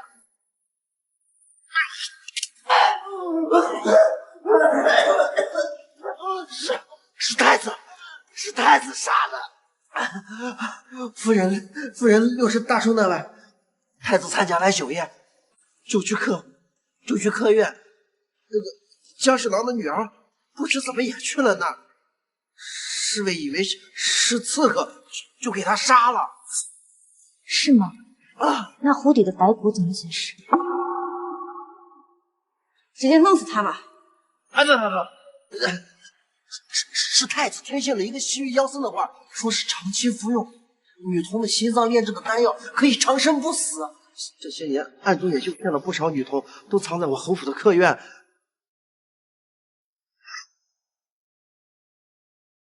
老夫人寿宴结束之后，太子喝醉就去客院消遣，就碰上了江侍郎的女儿。直到江侍郎夫妇寻女，我们才知道出了事情。可是那时候的孩子已经死了，我们就谎称是溺死的。小鱼等我长大以后要和你周游天下，吃好多好多好吃的。好，等我们小雨长大。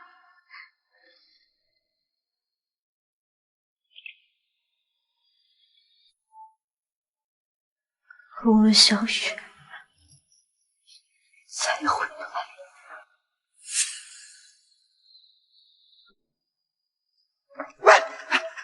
是太子干的！你们要报仇，你去找太子啊！就算孩子是太子杀的，那其他人呢？江家满都死了。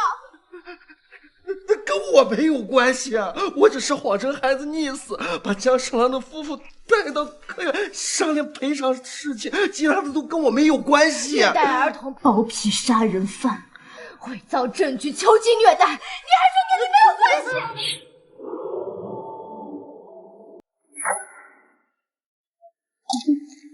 江侍郎是怎么被你和太子算计的？他说江世郎夫妇是假意接受赔偿，等到脱身之后一定会变卦，所以说要除掉才可以啊。是太子设计的，跟我没有关系啊。就算这一切都是太子做的，江夫人是你杀的吧？这人真不是我杀的！别讲！胁迫平安堂大夫对江夫人下手的人留下的字条，就是你送给乔真真的兰花香木所写。啊？我根本就不认识什么平安堂的大夫。那兰花香木我制作了100块，只留下了1块有瑕疵的，剩下的我都送给了皇后姑姑。皇后知道了太子的所作所为，所以决定斩草除根，对吗？是。江夫人死后，你让人屠了江府满门，并制造了一场火灾，将江府上下全都送入黄泉。不是啊，那都是皇后姑姑和太子干的，那跟我没有半毛钱关系啊！我压根就是无辜的，就放我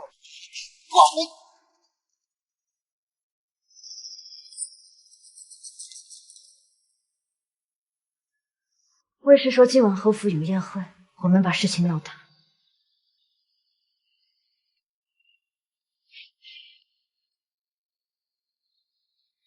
又给我找了什么活啊？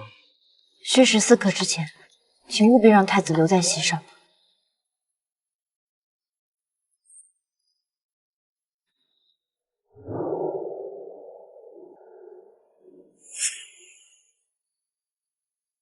不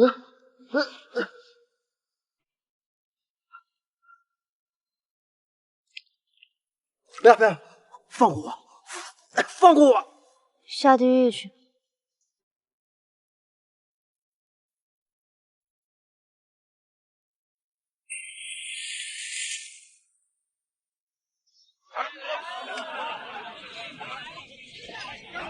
瑞轩呢？他深情爱玩，已经派人去催了。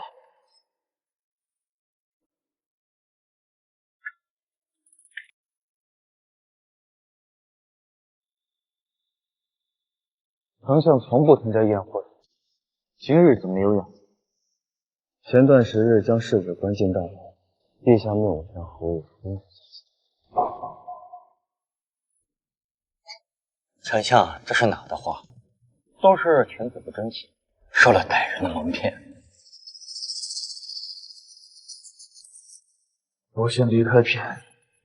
太子既然来了，臣也见美女。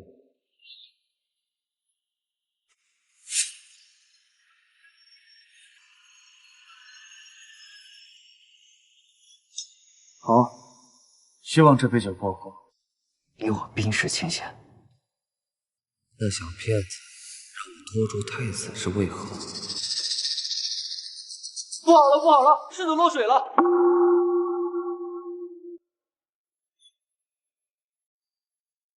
不好了，不好了，世子落水了！胡说八道，有贵可在，你大喊什么？世子怎么会落水？世子在别院落水了！这不就赶紧去看看！走。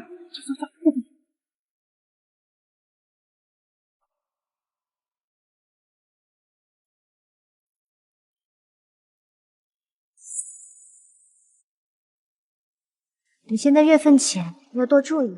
好，我在别院池塘边看到世子掉下去了。不可能，世子怎么可能？世子，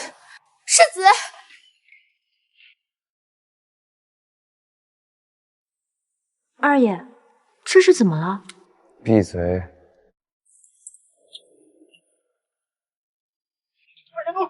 我说老夫大师命令前礼部侍郎的女儿也在这种过程中淹死了，这里有个劫罪呀！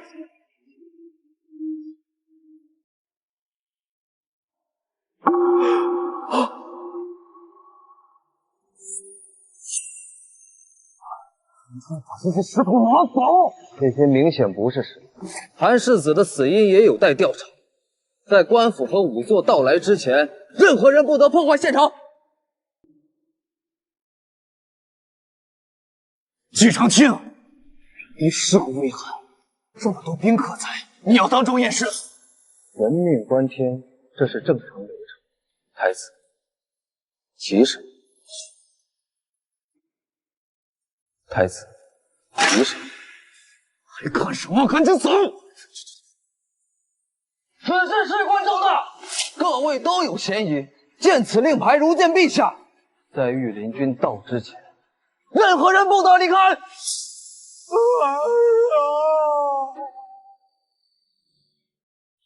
御林军一旦过来，万一查出什么，可怎么办啊？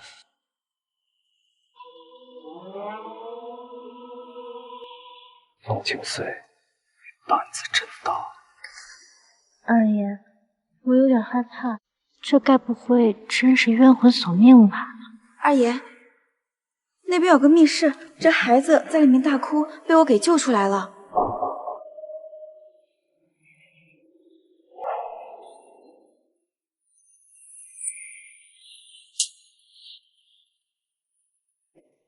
4。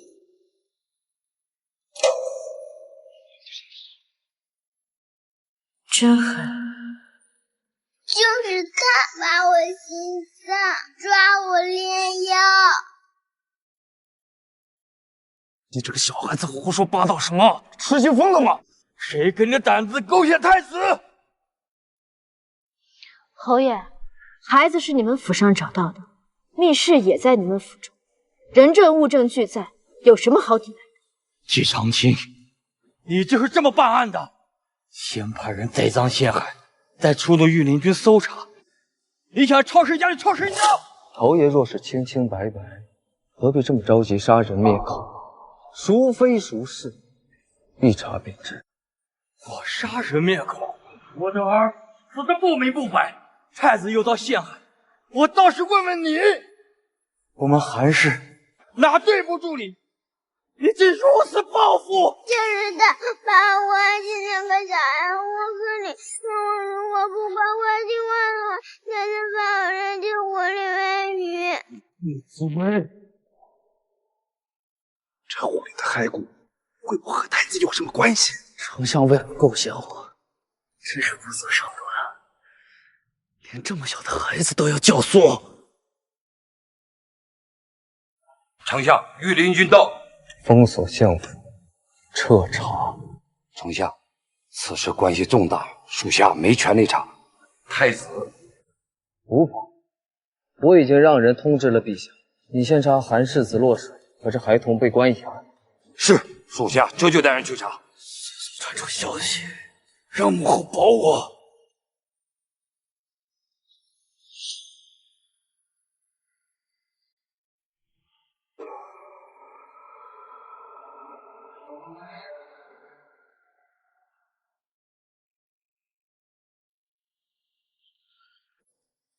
二爷，这么多幼童都死在太子手里，没想到他温文尔雅的外表下，居然藏着一个穷凶极恶的魔鬼。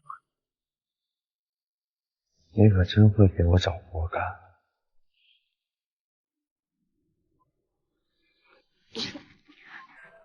风寒还未好，站在风口，回去怕是又要病倒。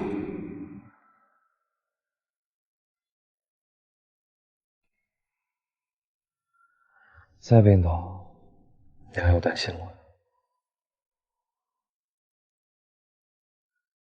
二爷，若是皇后执意要保太子，你要如何？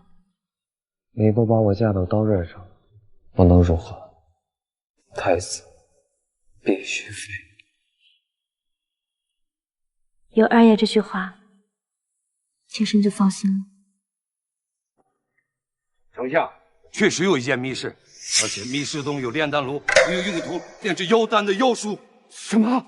竟然拿孩童炼丹，真是丧尽天良啊！季长青，你如此构陷，他日沉冤昭雪，我定要你季家满门抄斩！罪证确凿，太子怕是很难洗清嫌疑，还是留着力气跟皇上解释。贱人，瑞雪是怎么死的？我明明让他对你……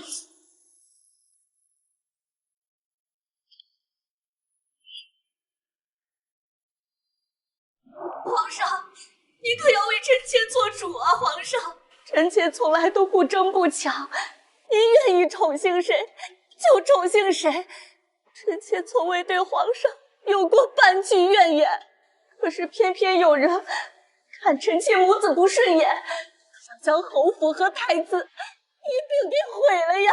皇上，那个季长青做丞相才没多长时间，就仗着皇上您对他的信任，滥用手中职权，构陷太子啊！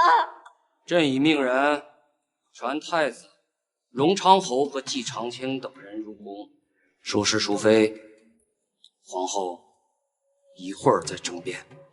若我没来赴宴，你打算如何收场？二爷一诺千金，居然答应了，肯定会来。无端给我招惹这么多仇恨，你是觉得我这个丞相的位子坐得太稳了吗？二爷和太子不是一路人，他早晚会对您下手。今日他便让韩瑞轩对我下药，欲行不轨，应该是想利用我对付二爷您。你做事太过冲动，太子、皇后、荣昌侯府根深蒂固，不是一时半会能够除掉的。只要给皇上废太子的理由，便能暂时牵制皇后一族。至于其他的，我会慢慢的一点点找他们讨回。父皇，儿臣冤枉，儿臣是被人构陷的，根本就不认识那个小姑娘。你为何要杀那女孩？皇上，臣什么都不知道啊！那暗卫自己动手，死无对证呐！皇上，依臣妾看，定是这些人故意构陷太子的。是他打我，还要杀我，把我心脏和脸蛋。闭嘴！皇上，区区孩童的话，岂可当真？那侯府密室里的炼丹炉和学书，侯爷又如何解释啊？那是用孩童炼丹，真是丧尽天良！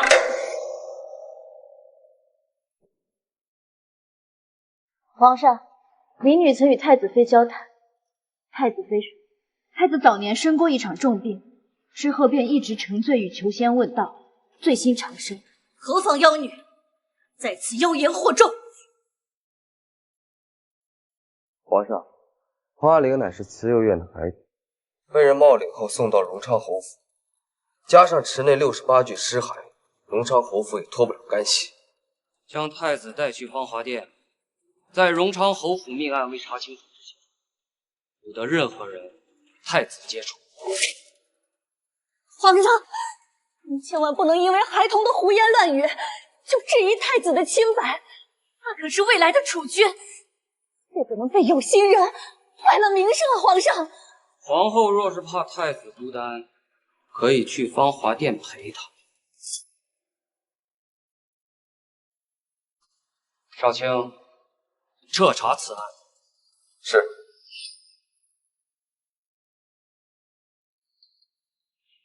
二爷辛苦了。无事先殷勤，非奸情。二爷这是哪的话呀？案子办得怎么样了？你也别抱太大的希望，就算查到了太子的罪状，为了维护皇家的颜面，最后也会推到韩瑞轩身上。我都过了。我知道，能废就行。劳烦二爷了，改日我在炖汤好好犒劳二爷。别折腾了，你气色也不好，有空不如自己休息休息。好，听二爷的。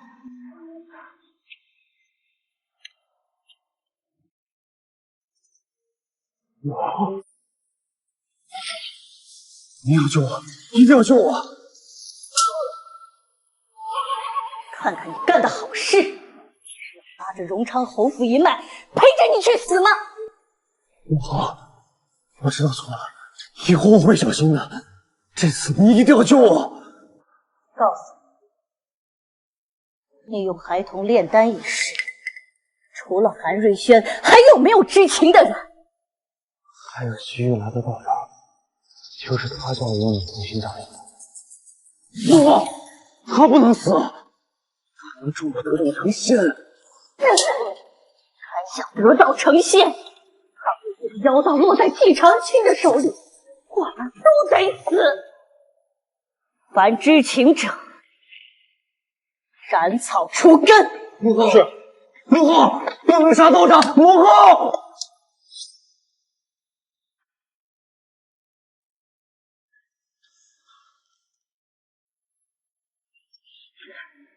你是什么人啊？闭嘴！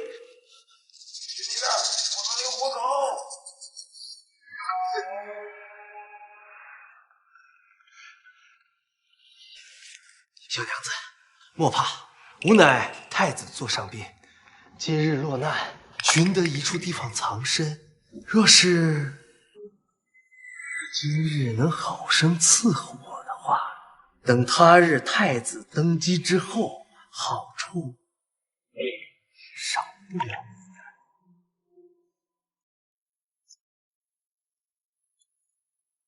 这是太子的令牌。没错。倘若今日你不能好好服侍我，我就让太子把整个樊楼给端了。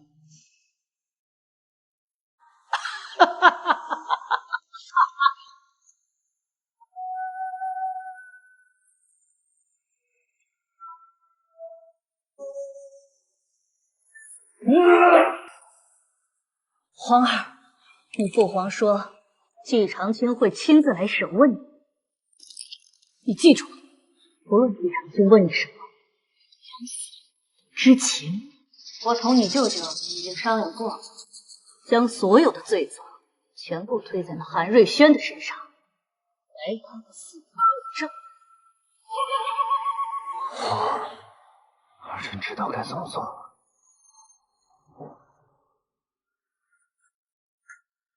季长青啊，季长青，在案情还没有真相大白、水落石出之前，你竟然敢构陷太子，简直罪无可赦。本宫倒想看看你还能嚣张多久。太子殿下，你有那么多孩童来炼丹续命，就不怕他们变成厉鬼来找你索命？季长青，不多费口舌，荣昌侯府的一切都有我管，那都是韩瑞轩的。太子殿下，你最好不要让我抓到任何毛病。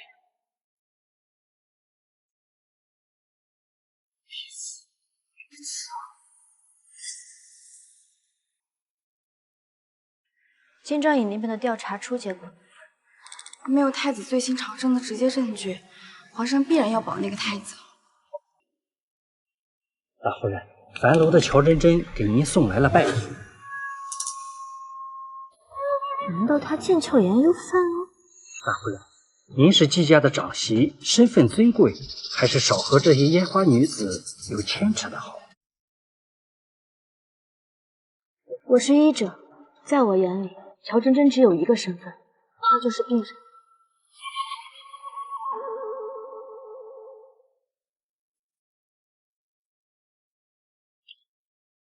抱歉，皇上已经下旨了，斩杀所有涉事人员，剥夺韩瑞轩世子席位，取消荣昌侯府世袭资格。另外，命人开辟墓园，妥善安葬了小公主。太子被摘干净了，对吗？因为没有直接的人证和罪证指向太子，仅仅凭一个孩童的证词，不足以扳倒太子。没关系，他不会蹦跶太久的。别想着刺杀他，我会一直盯着他，他被废是迟早的事。二爷这说的哪能？我还有事，先走。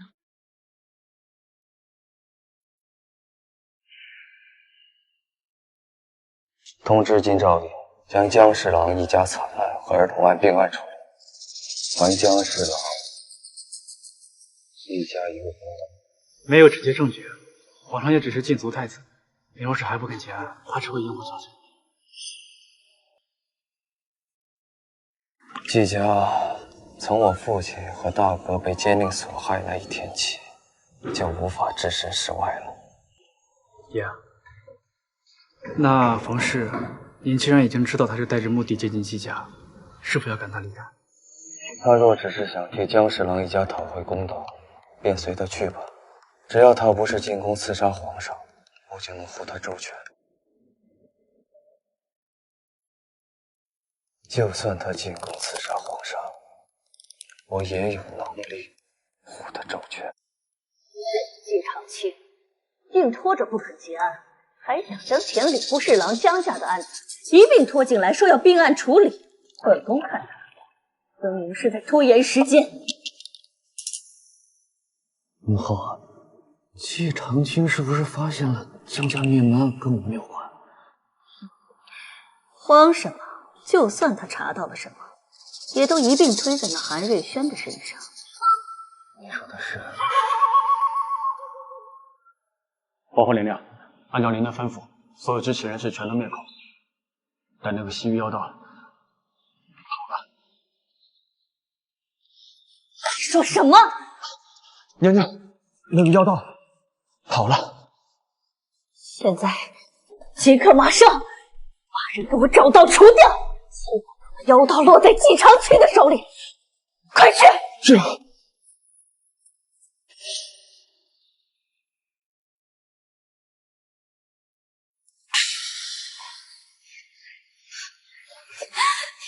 你来干什么？快出去！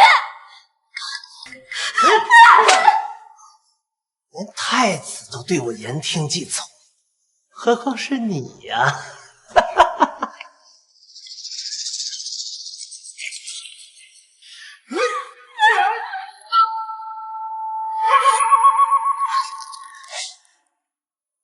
哎呦，又来个小美人儿！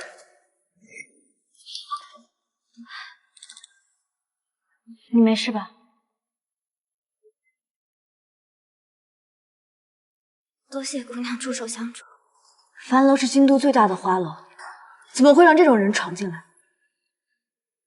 冯姑娘，听闻季丞相在调查太子拿幼童炼丹一事，这个妖道是昨天被人追杀，拿着太子令牌闯入我房内的。我为省长，是怕他跑了，还好你来了。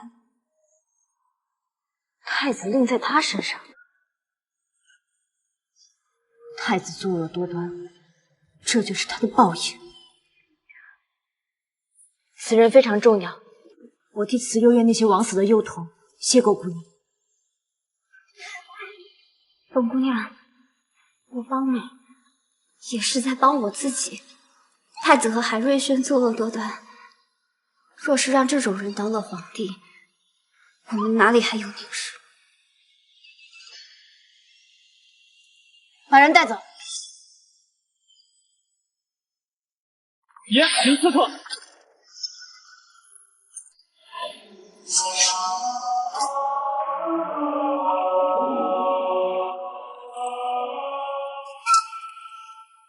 去找副总领。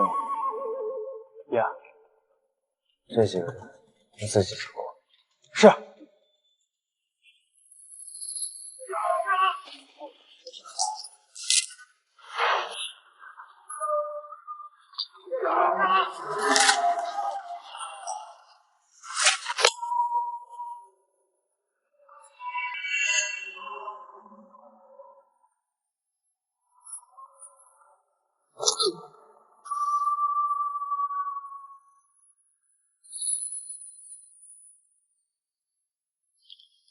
看来有人先进了二爷的马车。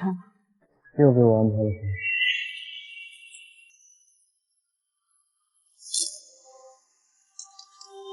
当然是给二爷送礼物了。保护丞相！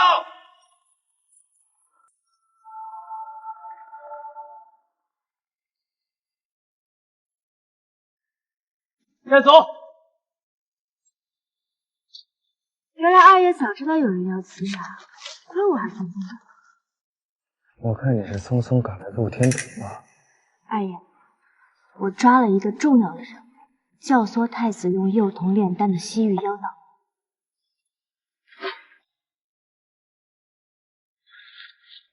我还真是想看了你。这个人狡猾的跟个泥鳅一样，我们追查这人数日都不曾抓到，大娘子真厉害啊！少拍马屁，把人带上，跟我进宫。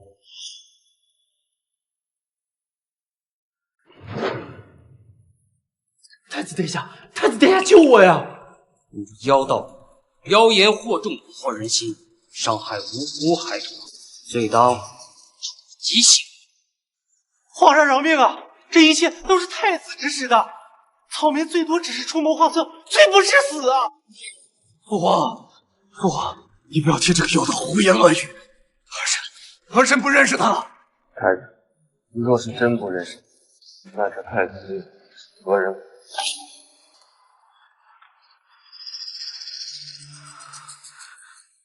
姬长青，你对我赶尽杀绝，我一定不会放过你。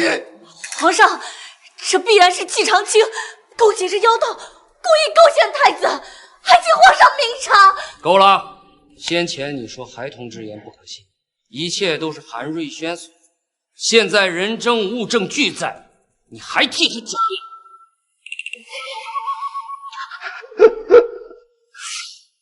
对，我就是要杀了他们，我就是要长生不死，得道成仙。把人压下去。是。皇上，皇上，草民罪不至死啊！罪不至死啊！皇上，你自己得不到父皇欢心，别把一切怒火都发泄在我身上。我刚学会说话，你便要我背诗；我刚学会走路，你便要我骑马；我稍有不慎，你便破口大骂。你没有谁真正关心过我吗？反观三弟，父皇宠他，莫非爱他？你把所有的父爱都给了他，我呢？这就是你伤害其他无辜孩童的理由吗？对，我生下来便是天下第二尊贵的人，是未来的皇帝。凭什么我要每日活得战战兢兢、痛苦不堪，连寻常人家的百姓都不如？你们给不了我的快乐，只能自己去寻。疯了！不是本宫的儿子，你疯了！太子失心疯，辞去太子之位，送去安国寺剃发出家。皇上，看你养的好大儿！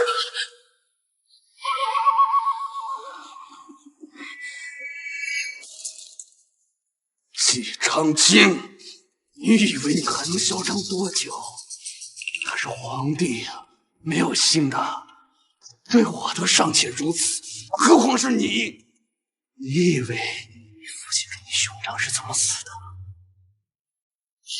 季长青，你父亲兄长受边关百姓庇护，功高震主，他怕了，他睡不好，他要你季家再无兵权。马在头上，带走。儿子，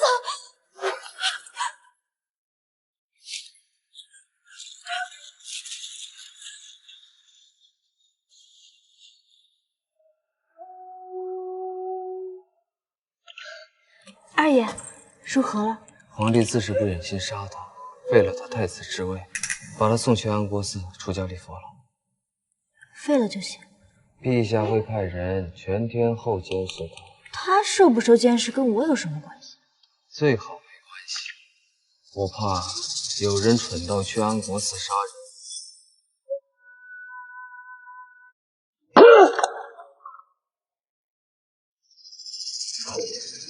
季长青把那道长送到皇上面前了，皇上让太子出家，虽保留了太子的颜面，可太子终是与大同无缘呐。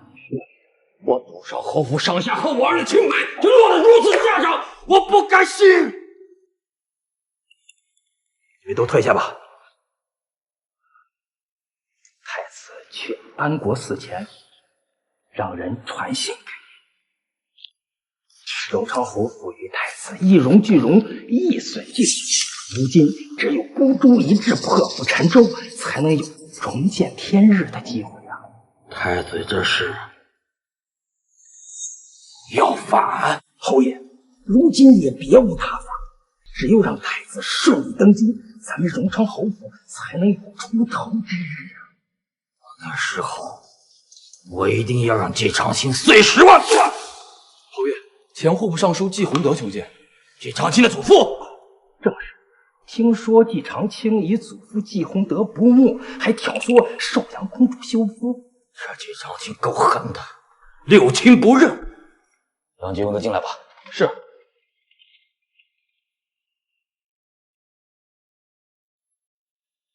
侯爷，听闻季长青那个孽畜要将荣昌侯府赶尽杀绝，我特来献计。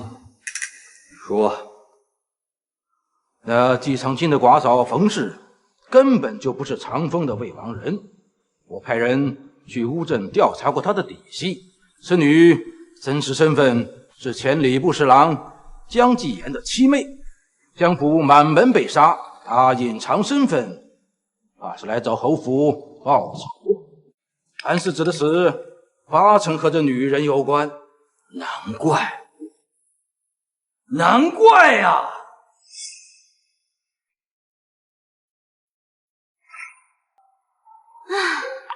中元节真热闹，二爷公务这么繁忙，还要出来陪我逛街，真是为难你。我怕我一会儿看不住你，你就跑去安国寺。二爷这说的什么话呀？好端端的我去安国寺做什么？那你告诉我，你昨夜干什么去了？我去散散心。我看你是去安国寺打探消息了。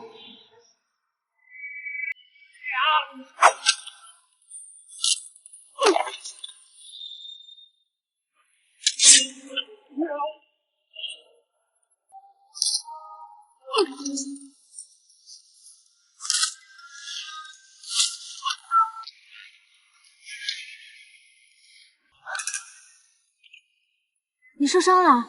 被你的步摇碰到了眼睛。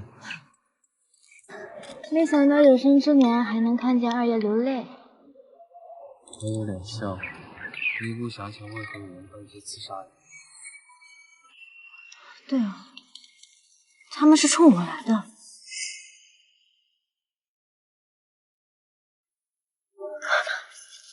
说，谁派你来的？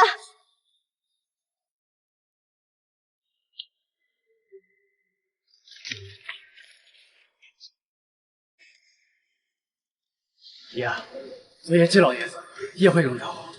看了黄金岁的身份暴露，把人带走。是。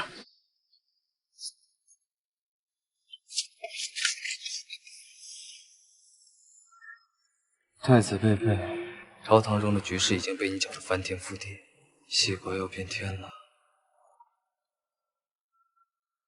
你可知季长青身边那个冯氏是何人？何事惊慌？当初斩草未除根，那丫头竟然是江继言的妻妹。果然，百密一疏，竟栽在一个黄毛丫头手里。这个冯氏必须除掉。罢了，事已至此，何必继续折腾？皇后娘娘，太子殿下还有后路，只需您在他礼佛结束前坐稳宫中皇后的位置。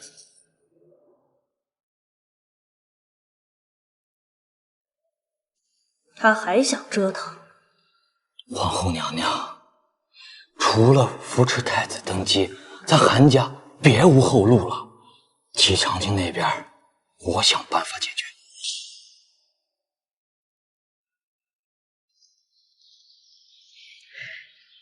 是季大夫人吧？之前在寿阳公主的生日宴上见过，听闻医术了得，不知可否为我看看手？方才为救坠落马车的小姑娘受了伤。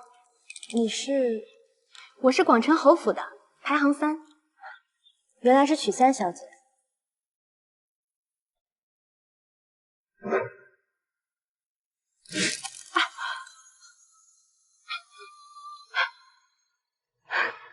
无碍，只是脱臼。多谢二位，改日一定上府拜谢。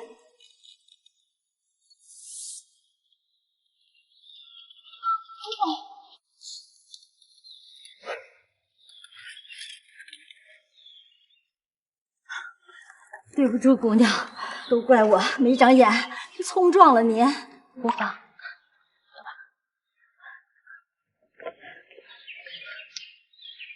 这姑娘不错，心善，家世也好。若是能和常青成一对儿，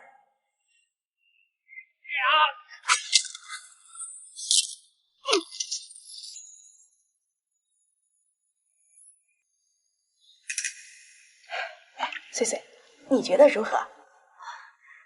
娘觉得好，那便好。等常青来接咱们，若这姑娘还在，便让他们见上一见。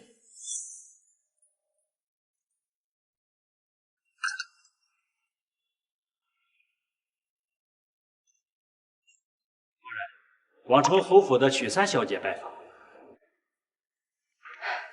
请坐。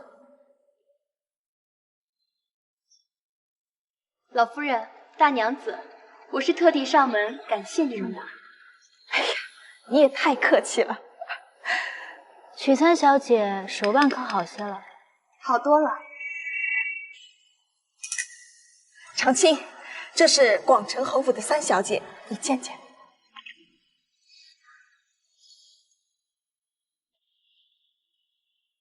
大夫人医术了得，我十分敬佩。哎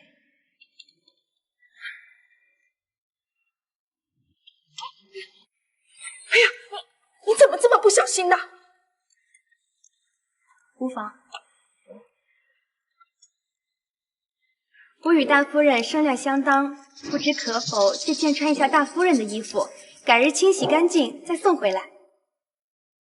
好。是我想多了，这女人看起来对季长青并无意思，那她上门纯粹是为了答谢。多谢。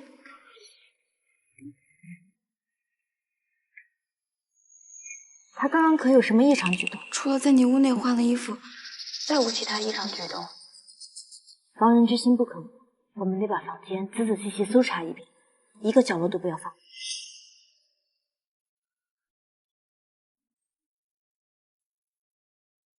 告诉侯爷，我已经按照他的吩咐，将通敌叛国的罪证放入季长风的屋内。曲小姐做得很好。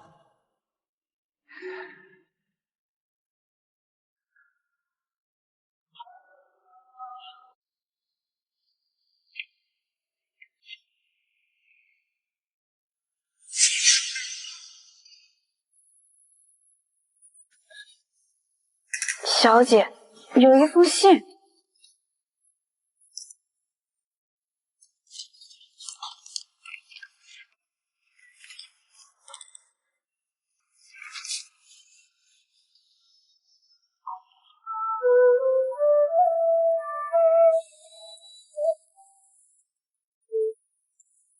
法则不知避险。二爷不是说对我这样的女人不感兴趣吗？方才瞥见二爷身材不错，不然再让我瞅瞅。风心碎，你这样，你可什么？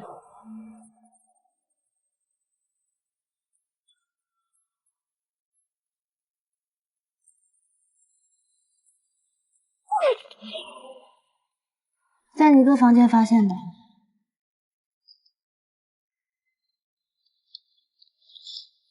这绝对不是我当然知道，这是曲三小姐换衣服的时候留下的，上面都是密文，我看不懂，写了什么？是敌国写的，问边防军将领的名单，边防安排。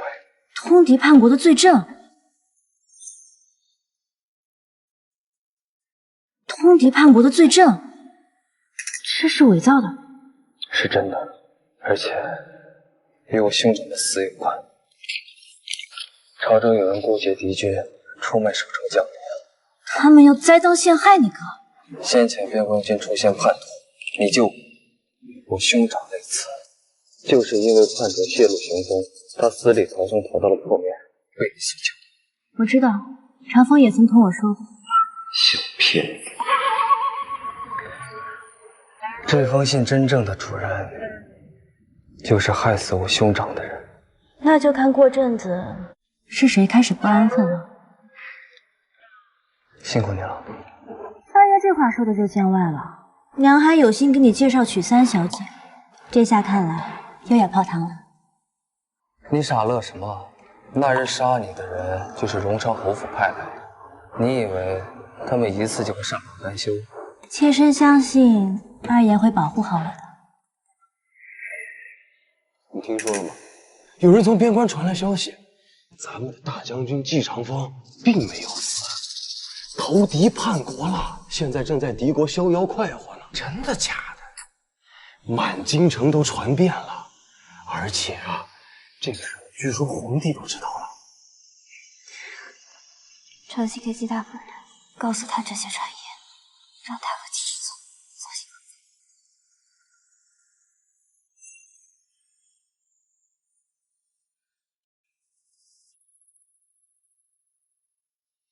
备。太子殿下，荣昌侯说一切都在计划之中。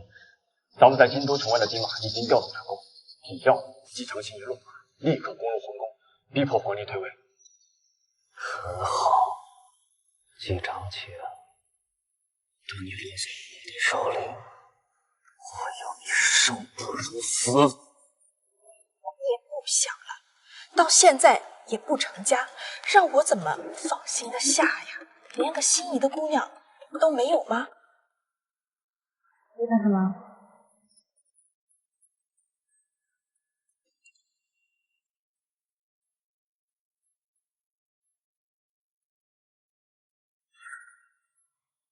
在你哥房间发现的。你想他做什么？罢了罢了，我啊，管不了你了。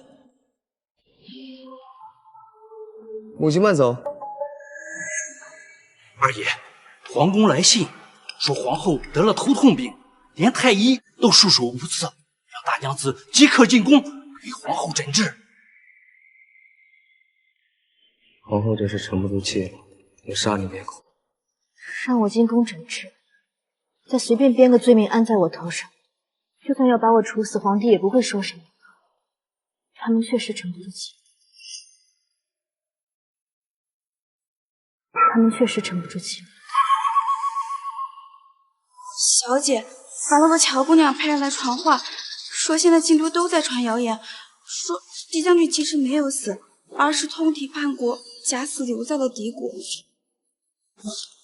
还好我们提前发现那封信了。爷，不能传信，皇上要您进宫觐见。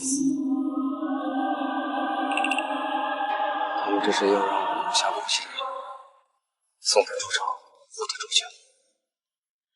我走之后，皇后肯定会安个罪名在继父身上，到时候娘和二爷都脱不了干系。二爷，你不必忧心顾虑我，我自有办法应对，您专心应对便是。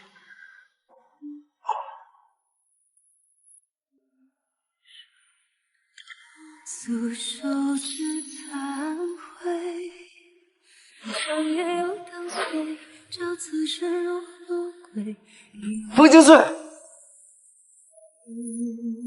一阵阵风吹落，一场场雪茫茫，何曾惧如素伤？没什么，心间望，你心风霜，心热血微凉。一幕幕就回望，一夜夜非思量，世无常，从今年不该忘，难得我凡间。见过皇后娘娘。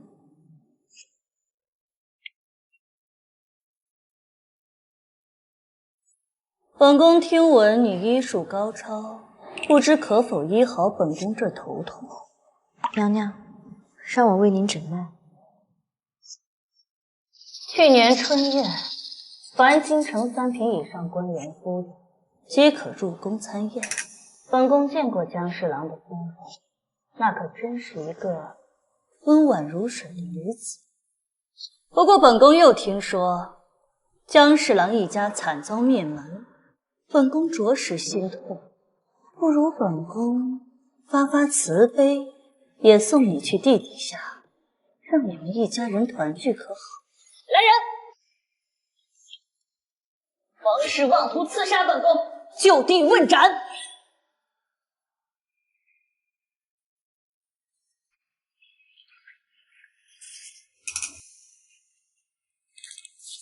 大人，走吧，皇上在等您呢。不知道那小骗子能不能扛过这一劫。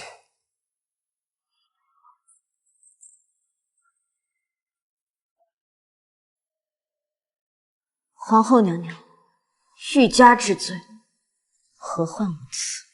杀了他！慢着。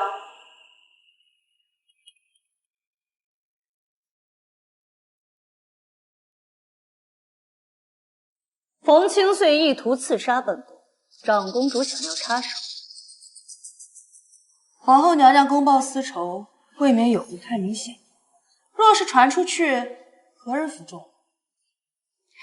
长公主恐怕不知，这冯清穗根本就不是季长风的未亡人，而是江侍郎的妻妹。江侍郎妻妹和季将军未亡人身份有何冲突？江侍郎马门被杀，此女此番前来是来寻仇的。既是报仇，为何要寻皇后娘娘您？难道江侍郎马门被杀与皇后有关？皇后娘娘若是头疼，便歇着就是。冯氏我就带走了。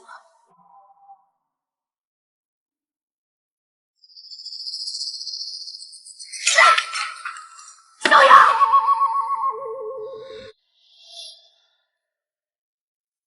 我本不该管你，可是轩儿的命是你救回来的，这次两清了。多谢公主相救。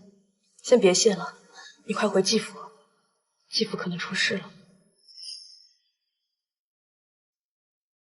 发生什么事了？大娘子，大爷在军中私通敌国，二爷跟老夫人都受牵连入狱了。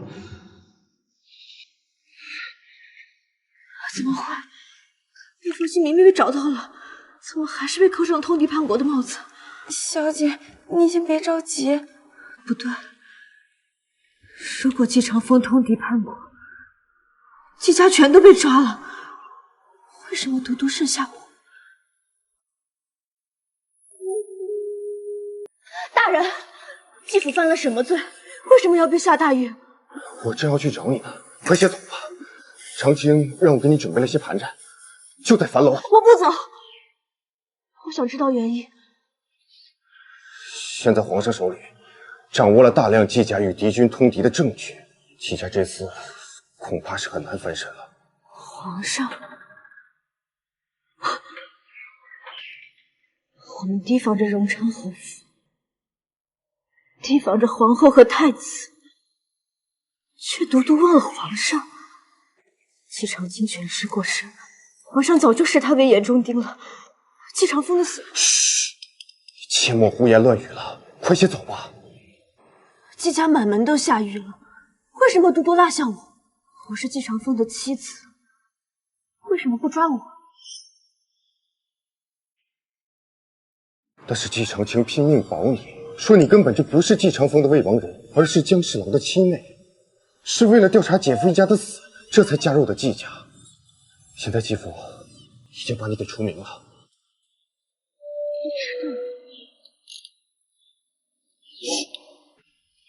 他早就知道，他想把我摘出去，自己一个人独活。快些走吧，这京都怕是要变天了。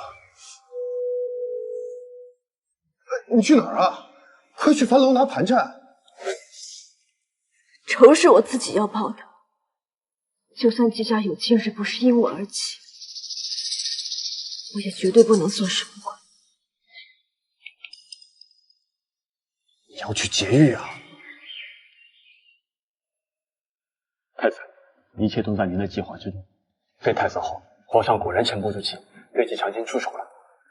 我将季长青父兄的死因说了出来，父皇肯定做不出。季长青太有能力了，父皇疑心那么重的人，荣昌侯来信，军队已在城外集结，就等您一行离下。今夜此事，动手。是。西国这天下，终究还是要落在我手里。季长青，等我登上皇位，就是你的死期。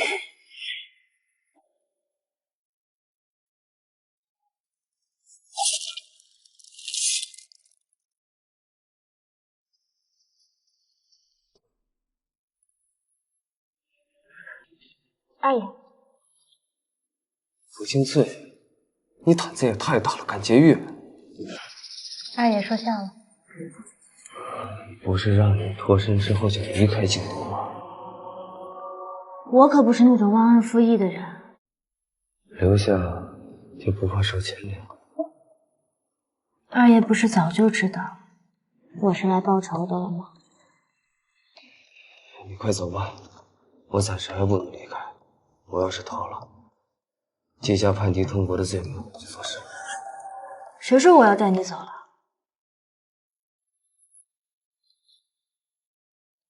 我是来陪你的。什么毛病？五花一直监视着太子，发现他不安分的很，他的兵马已经在城外集结，今晚恐怕是要逼宫了。那你还不快跑？其实你早有准备吧？你可是季长卿，你怎么会不知道，你父兄的死都和皇上有关？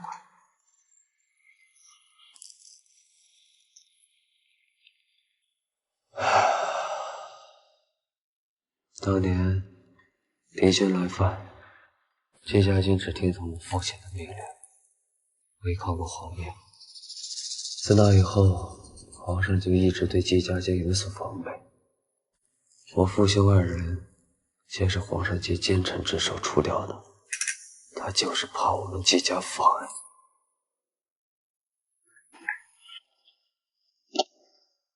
那你反了，二爷。你若要反，我便当个乱臣贼子。罗青子，你胆子太大了。二爷是第一天认识我，我要报仇，你要活命，我们狼狈为奸，一拍即合。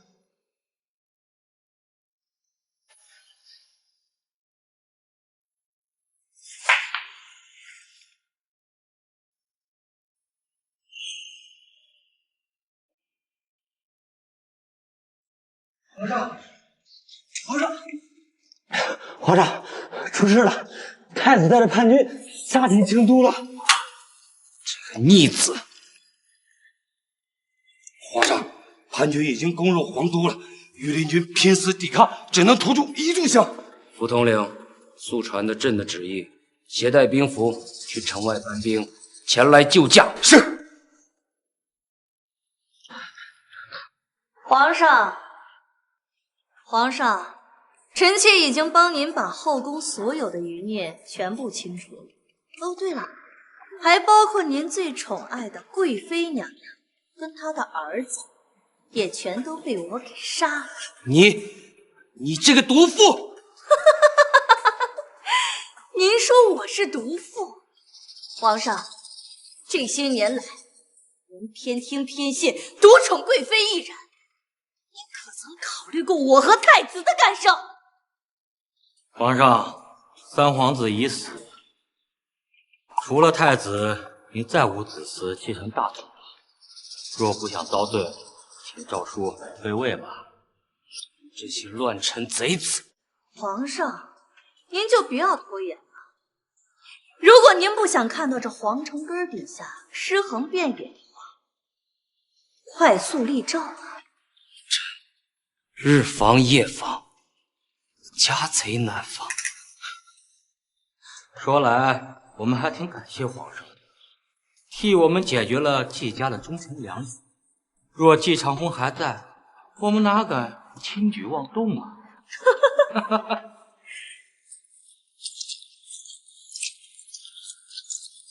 父皇，儿臣的兵马就在宫外，你若还不肯写退位诏书的话，就别怪儿臣心狠手辣了。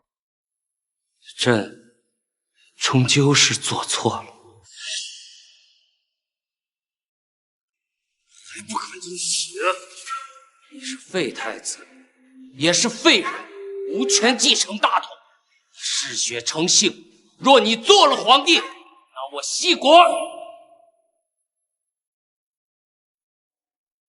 太子，亲手弑父呢你！母后，心不狠，站不稳，这不是您教我的吗？把先皇拖下去，厚葬。陛下已死，传位于王，传令下去。废太子刺杀皇上，人人得而诛之，杀无赦。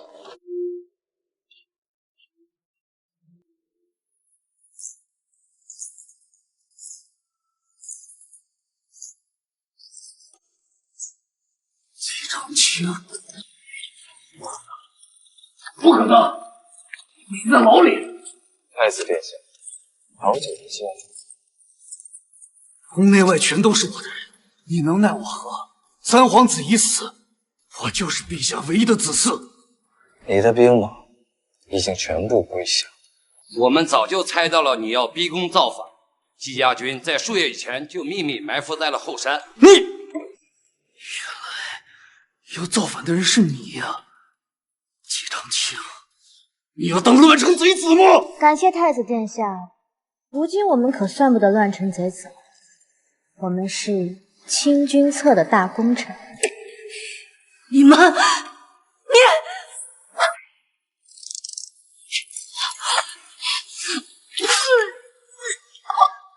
等到了地府，再跟我姐姐谢罪。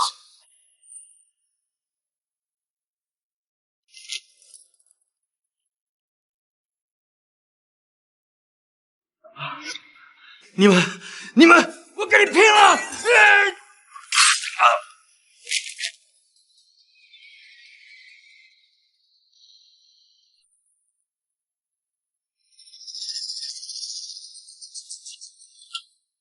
以后这种事情不要亲自动手。苍，二爷说的是，你早就知道皇上要除掉你们戚家。自从他开始假意重用我之时，我就知道我们季家迟早会被他赶尽杀绝。我本只想做一个忠臣，可他害死了我父亲，还教唆奸臣害死了大哥。我以为话够狠，原来还是不如你。季长青，你赢了，成王败寇。你杀了我吧。你杀害了那么多无辜的幼童，就这么让你死，太便宜了。你个毒妇，你想如何？不如挖出你的心脏，看看到底是红的还是黑的。太子叛乱，杀了皇上，还听信妖僧谗言，残忍杀害60几名孩童，理应处以极刑，以儆效尤。季长青，你不能这么对我！我是太子，我是太子！季长青，我是太子！二爷，你想做皇帝吗？我若不做皇帝，以后怎么护得住？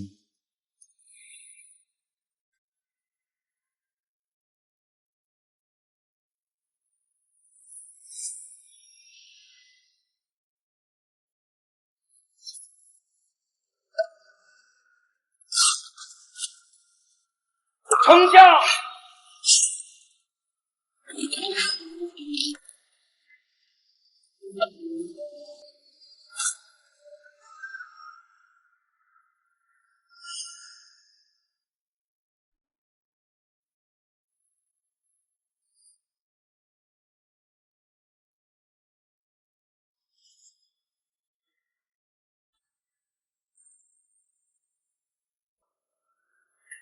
这是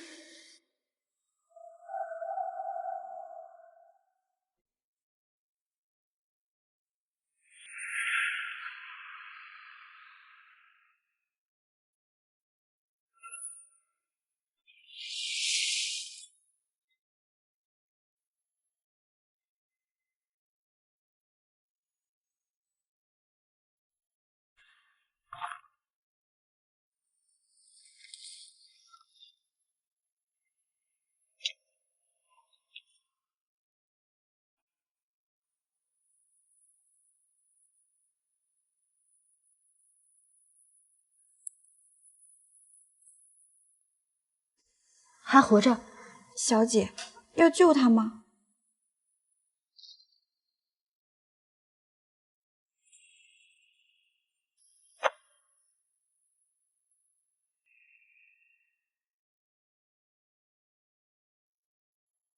救。季长青就是季长风。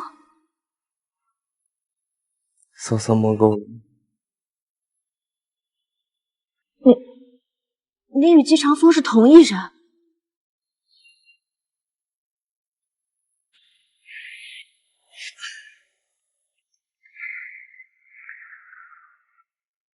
我大哥在边关被奸人所害，怕他死后敌军来犯，边关百姓惨遭屠戮，便让我假扮他的身份，好让敌军几十年不敢来前方大西边境。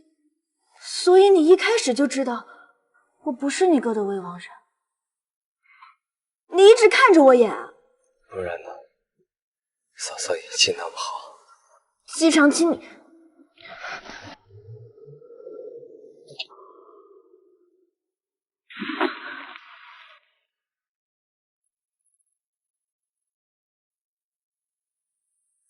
演也好，装也罢，二爷线下是何意？是你自己说的，救了我，在边关与我日久生情，两情相悦，非嫁给我不可。你别说了，乱臣贼子随我当了，现在愿意当我的开城公子。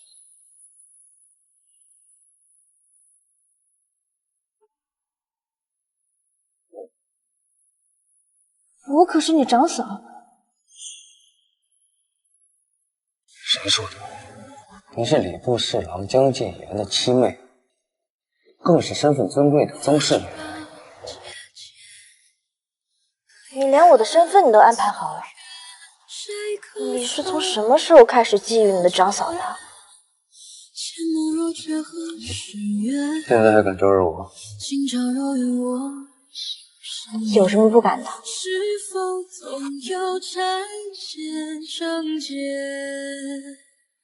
星河处晚风中落空荡，这是知命与孤忠。看尽衰草枯杨，惊涛骇浪，痛而不忘。星空如深山水流独闯，愿为我书下千串离殇。明然若照窗，有你同担，断水一细水流长。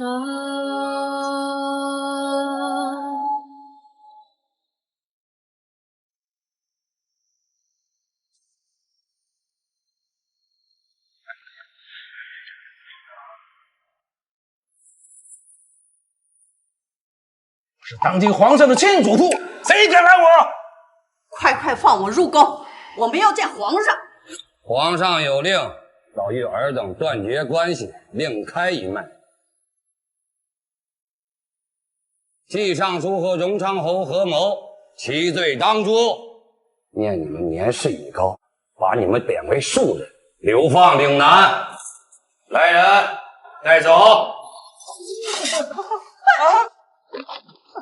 爹，季长青，我是你祖父，你祖父啊！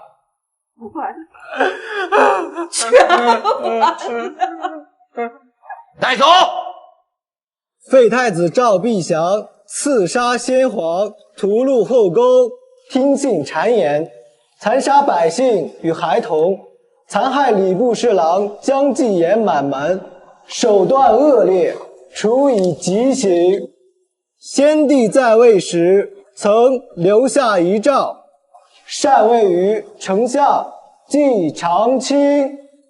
新皇万岁万岁万万岁！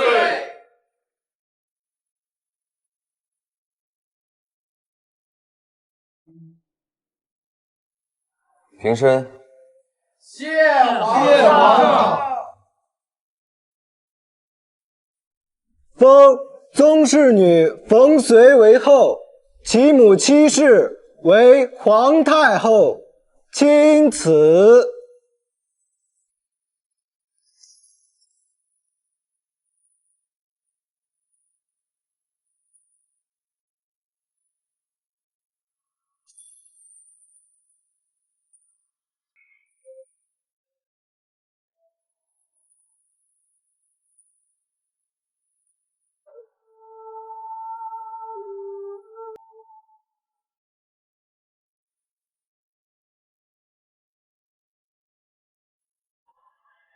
二爷，以后我在京都可以横着走了吗？